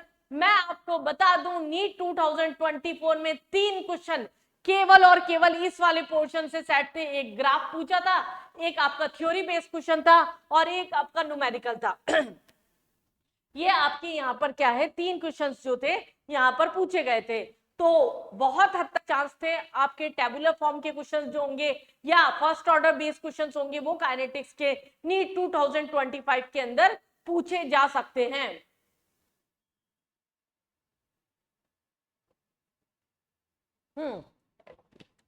आर्हेनियस इक्वेशन बच्चा क्या बोला यहाँ पर, K is equal to A e के ऊपर power minus E upon R T, ये आर्हेनियस इक्वेशन। इससे हमने डिराइव कर लिया ln K is equal to minus E A plus ln A. Slope की वैल्यू क्या हो गई, minus E upon are.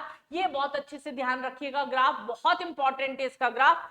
ln K और 1/t के बीच में स्लोप जो होता है माइनस ई अपॉन आर होता है। न्यूमेरिकल्स में मैक्सिमम टाइम तो ये स्लोप की वैल्यू ही दे दी जाती है और उससे बेस पे क्वेश्चन आपको करने होते हैं।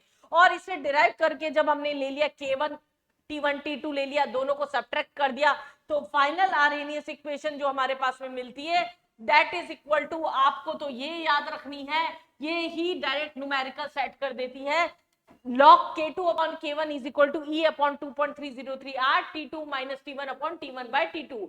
ये एक कैलकुलेटिव क्वेश्चन ज्यादा होता है, आपकी कैलकुलेशन ज्यादा पड़ती है इस क्वेश्चन के अंदर। अगर बहुत टफ जा रही हो कैलकुलेशन तो होल्ड करके पेपर में आगे बढ़ जाना, बहुत टाइम मत खराब करना, अगर जल्दी से हो जा रही है तो ही करना। ये हमारे पास में दूसरा एक्सप्रेशन जो याद रखना है आर्हेनियस इक्वेशन का, हमने यहाँ पर देखा T1 T2 टेम्परेचर जैसे जैसे बढ़ाते जाएंगे वैसे वैसे एक्टिवेशन एनर्जी हमारे पास में कम होती जाएगी, काइनेटिक एनर्जी बढ़ती जाएगी, रेट ऑफ रिएक्शन आपकी फास्ट होती जाएगी। तो ये हमारे पास में यहाँ पर क्या थी, आपकी आर्हेनियस इक्वेशन थी। इसको हम यहाँ पर ऐसे भी निकालते हैं, एक ट्रिक और बता रही हूँ यहाँ पर, रेट ऑफ रिएक्शन जो होता है वो कितने टाइम इंक्रीज होगा, तो अगर बोला 10 डिग्री से 40 डिग्री सेल्सियस हो गया लाइफ, तो रेट ऑफ रिएक्शन 2 की पावर यहां पर आप कर देना T2 माइनस T1 अपॉन 10। जैसे 40 से 10 हो रहा है तो 40 माइनस 10 आपका 30 हो गया, 30/3 10 ये आपका 3 हो गया, तो 2 की पावर 3 इतने टाइम्स आपकी रेट ऑफ रिएक्शन जो होगी वो इंक्रीज हो जाएगी। ये आपका एक इंपॉर्टेंट क्वेश्चन यहाँ पर आता है, नीट में 2 बार पूछा गया है इस पैटर्न का क्वेश्चन। कुछ अलग से भी फैक्टर से, जैसे हमारे पास में अगर डीकंपोजिशन ऑफ H2O2 की बात कर रहे हैं तो वॉल्यूम जो भी हमारे पास में होता है टाइट्रेशन के टाइम पे वो इनिशियल कंसंट्रेशन के डायरेक्टली प्रोपोर्शनल, एक पर्टिकुलर टाइम बाद में जो वॉल्यूम होगा वो क्या होगा आपका A माइनस एक्स की हो गया, तो A की जगह V0 रख दिया यहाँ पर और BT की जगह हमने यहाँ पर A माइनस एक्स की जगह BT रख दिया। तो ये एक्सप्रेशन बेस्ड क्वेश्चन अगर आ रहे हैं तो इससे भी आपको डरने की जरूरत नहीं है। और इसके बाद में हमारे पास में थ्योरेटिकली अगर हम बात करते हैं नेक्स्ट हम तो लास्ट आपके पास में चैप्टर में आता है इसमें collision theory. Last portion collision theory के अकॉर्डिंग यहाँ पर बच्चा क्या बोला, हर एक रिएक्टेंट को हार्ड स्क्वायर की तरह कंसीडर किया जाता है और जब वो इफेक्टिवली कोलाइड करते हैं तभी वो रिएक्टेंट प्रोडक्ट में आपका कन्वर्ट होता है। तो इफेक्टिव कॉलिजन के लिए दो जनों को स्ट्राइक करने के लिए क्या चाहिए होता है आपको, एक तो सफिशिएंट काइनेटिक एनर्जी चाहिए, प्रॉपर हमारे पास में सफिशिएंट काइनेटिक एनर्जी चाहिए और डायरेक्शन सही होना चाहिए, प्रॉपर ओरिएंटेशन होना चाहिए, ये यहां पर बताया गया। अब हमारे पास आर्हेनियस इक्वेशन क्या थी हमारे पास में, R is equal to K, concentration अगर हमारे पास में 1 हो जाएगी, अगर ये सॉलिड है तो R बराबर K हो जाएगा हमारे पास में यहाँ। और आर्हेनियस इक्वेशन के अकॉर्डिंग क्या था, K is equal to A E के ऊपर power minus E by RT। K की जगह हम यहाँ पर R रख देते हैं, A की जगह आर्हेनियस कांस्टेंट की जगह 2 नए फैक्टर Z, A, B और P प्रोबेबिलिटी फैक्टर, ये हम यहाँ पर लेके चल रहे हैं और ये हमारे पास में क्या हो गया, एक एक्सप्रेशन और आ गया। Z, A, B है इफेक्टिव कॉलिजन फ्रीक्वेंसी, नीट में इसका डायरेक्ट डेफिनेशन पूछा गया है, एक बार तो आपको पता होना चाहिए। Z, A, B क्या है आपका, इफेक्टिव कॉलिजन फ्रीक्वेंसी पर सेकंड, कोई भी दो रिएक्टेंट आपस में कितनी बार कोलाइड कर रहे हैं, that is effective collision frequency. And P is probability factor कि कितने चांसेस है कि वो कोलाइड कर सकते हैं। अब कॉलिजन थ्योरी में मेन ड्रॉबैक क्या था, हर एक रिएक्टेंट को आपने एक हार्ड स्क्वायर की तरह कंसीडर कर लिया, मतलब किसी भी कंपाउंड की या जो भी हमारे पास में सब्सटेंस है उसकी ज्योमेट्री को हम एक्सप्लेन नहीं कर पा रहे हैं, तो ज्योमेट्री और हाइब्रिडाइजेशन का कोई एक्सप्लेनेशन यहाँ नहीं था, इसलिए इस थ्योरी को हमने फाइनली रिजेक्ट कर दिया। तो ये हमारे पास में काइनेटिक्स का ऑल ओवर पूरा थ्योरी, कुछ न्यूमेरिकल्स पोर्शन में किस तरह के न्यूमेरिकल्स आते हैं, एक डब्बा पैटर्न क्वेश्चन आता है जो मैंने आपका पीवाईक्यू में ही डाल रखा है, वो मैं यही समझा दूंगी आपको। तो चलिए हम न्यूमेरिकल से स्टार्ट करते हैं। इसके नीट 2024 और 23 के किस पैटर्न के आपके क्वेश्चंस यहाँ पर आए हुए हैं। पहले क्वेश्चन पे चलते हैं। Rate constant reaction at 500 kelvin and यहाँ पर दे रखा है 700 केल्विन, मतलब हमारे पास में T1 दे दिया 500 केल्विन, T2 आपका दे दिया यहाँ पर 700 केल्विन, R हमारे पास में K2 और K1 की वैल्यू भी दे रखी है। K1 is 0.04 and K2 is 0.14 respectively. Activation energy सीधा फॉर्मूला बेस्ड क्वेश्चन था आपका, रिलेशन क्या था, log K2 upon K1 is equal to यहाँ पर आपके पास में क्या था 2.303 E upon 2.303 R T1 T2 T2 minus T1 T1 T2 T2 minus T1 सब कुछ आपके पास में था। R की वैल्यू आपके पास है, एक्टिवेशन एनर्जी आपको निकालनी है, K1 K2 दे रखा है, T1 T2 दे रखा है, सारा आपको केवल वैल्यू पुटिंग क्वेश्चन था। यहाँ पर आपको फॉर्मूला याद होना चाहिए था 0.4 upon 0.04 is equal to activation energy, क्योंकि एनर्जी की टर्म में चल रहे हैं तो आर की वैल्यू आपको क्या लेके चलनी है 8.314। अब ये थोड़ा कैलकुलेटिव था, मैंने आपको पहले भी बोला बहुत ज्यादा कैलकुलेशन में उलझ रहे, टाइम खराब हो रहा है तो उसे आप छोड़ दीजिएगा, थोड़ा आगे बढ़ जाइएगा। ये क्या हो जाएगा आपका 500 इंटू 700 700 माइनस 500, इस पूरे को आप सॉल्व कर लेंगे, एक्टिवेशन एनर्जी की वैल्यू आपकी क्या आएगी 18219 जूल जो होगी हमारे पास में एनर्जी आ जाएगी। ये आपका पहला कॉन्सेप्ट था जो activation energy T1 T2 K1 K2 के रिलेशन बेस्ड क्वेश्चन आता है। मैंने आपको अभी बताया था नीट में 3 क्वेश्चन आपके तीनों के तीनों एक्टिवेशन एनर्जी आरएनएस इक्वेशन पे आए थे। दूसरा आपका ग्राफ पूछ लिया, अभी हमने स्लोप की वैल्यू देखी थी log के 1/t के, यहाँ पर इनवर्स में होता है, तो ये आपका सीधा सीधा का ये स्लोप का ग्राफ था, ये डायरेक्ट ग्राफिकल क्वेश्चन था आपका। तीसरा एक थ्योरेटिकल क्वेश्चन और होगा आपका यहाँ पर। अगला एक डब्बा पैटर्न क्वेश्चन समझ लेते हैं। ये आपका एक पैटर्न का क्वेश्चन है जो मैं एक्सपेक्ट कर रही हूँ इस बार नीट 2025 में आने के चांसेस काफी ज्यादा हैं। आरएनएस इक्वेशन पूरी तरीके से कवर कर लिया गया था नीट 2024 के अंदर।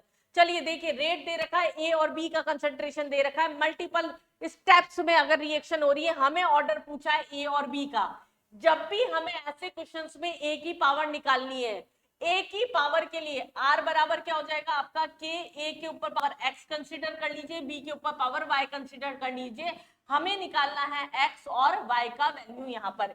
ये हमारे पास में यहाँ पर क्वेश्चन मार्क है।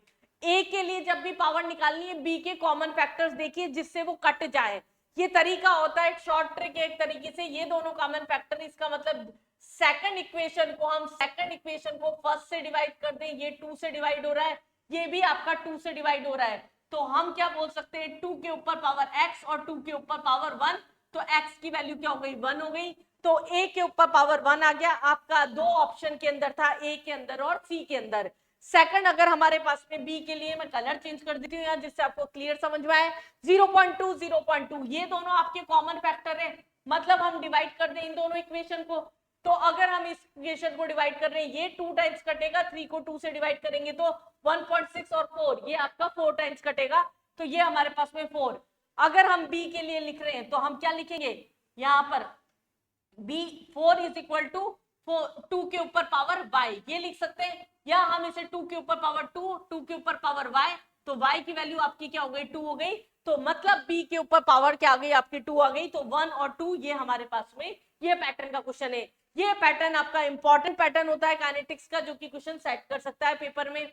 अगले क्वेश्चन पे आ जाइए, मुझे नहीं लगता अब दोबारा ये क्वेश्चन मुझे कराने की जरूरत है, सेम पैटर्न का क्वेश्चन जो हमने अभी फर्स्ट वाला किया था, टेम्परेचर दे दिए, एक्टिवेशन एनर्जी पूछिए, लॉग की वैल्यू भी क्वेश्चन के अंदर दे रखी है। टेम्परेचर का ध्यान रखिएगा, यहाँ पर 27 है तो हम 273 प्लस करके चलेंगे, T2 है अगर हमारे पास 57 है तो इसमें भी 273 प्लस करके न्यूमेरिकली सॉल्व करेंगे। और उसके अलावा क्या बोला, रेट ऑफ रिएक्शन क्वाड्रपल्स, 4 टाइम्स, अगर 4 टाइम्स हो रहा है इसका मतलब क्या हो गया, K2 is 4 times of K1। ये हमें बस सेट करना था। अब तो क्या फॉर्मूले में सेट करना है, log K2 upon K1 is equal to again E.3203 R T1 T2 T2 minus T1 T1 T2 T2 minus T1। सारी वैल्यूज आपको यहाँ पर पुट कर देनी है। K2 आपका क्या हो जाएगा 4 K1, तो log 4 ही बचेगा। log 4 की आपकी डायरेक्ट क्वेश्चन में वैल्यू दे रखी थी, log K1 is equal to EA upon 2.303 R is 8.314, और ये हमारे पास में T1 T2 की वैल्यूज आप पुट कर दीजिए, आपका आंसर आ जाएगा 38.04 किलोजूल पर मोल। कैलकुलेशन में यहाँ पर नहीं कर रही हूं, अभी टाइम हमारे पास में कम है, आप कॉन्सेप्ट समझते जाइए। अगला क्वेश्चन, ये थ्योरी बेस्ड क्वेश्चन था आपका, जो एक्टिवेशन एनर्जी ने नीट का मैंने बोला 2024 का। Activation energy of any chemical reaction can be calculated if one knows.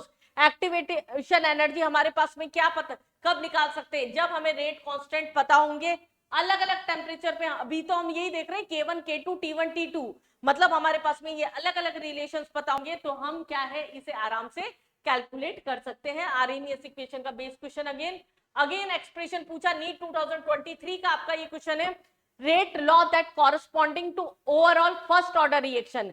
हमें फर्स्ट ऑर्डर रिएक्शन बतानी है, एलिमेंट्री रिएक्शन कंसीडर करेंगे क्योंकि कोई मैकेनिज्म नहीं दे रखा। 0+2 ये आपका क्या हो रहा है यहाँ पर 0+2 सेकंड ऑर्डर रिएक्शन हो गया। यहाँ 1+1 अगेन 2 ऑर्डर हो गया। 1/2+2 ये भी हमारे पास में नहीं आएगा। हमें क्या बोला था, फर्स्ट ऑर्डर हमारे पास में बोला था -1/2 + 3/2, इसका मतलब ये क्या हो गया आपका फर्स्ट ऑर्डर रिएक्शन हो गया। तो ये हमारे पास में इस तरह के क्वेश्चंस जो हो गए आपके पूछे जा सकते हैं। काइनेटिक्स से बहुत ही स्मूथली हो जाते हैं क्वेश्चन, अगर आपको फॉर्मूले याद है, आपको पता है किस तरीके से उसको अप्लाई करना है। तो बच्चा लोग ये था केमिकल काइनेटिक्स, यहां खत्म करते हैं हम फिजिकल केमिस्ट्री की भी दौड़। मैंने आपको स्मॉल स्मॉल पैकेट्स में भर भर के काफी सारे चैप्टर्स पूरी केमिस्ट्री दे दी है। अब आपको चैनल को सब्सक्राइब करके क्यों रखना है अभी भी, क्योंकि आने वाले टाइम पे बचे हुए 5-6 दिन के अंदर बहुत कुछ आने वाला है केमिस्ट्री में। लास्ट के 2 से 3 दिन के अंदर बहुत कुछ इंपॉर्टेंट लेकर आने वाली हूं मैं, बस आपको चैनल को सब्सक्राइब करके रखना है।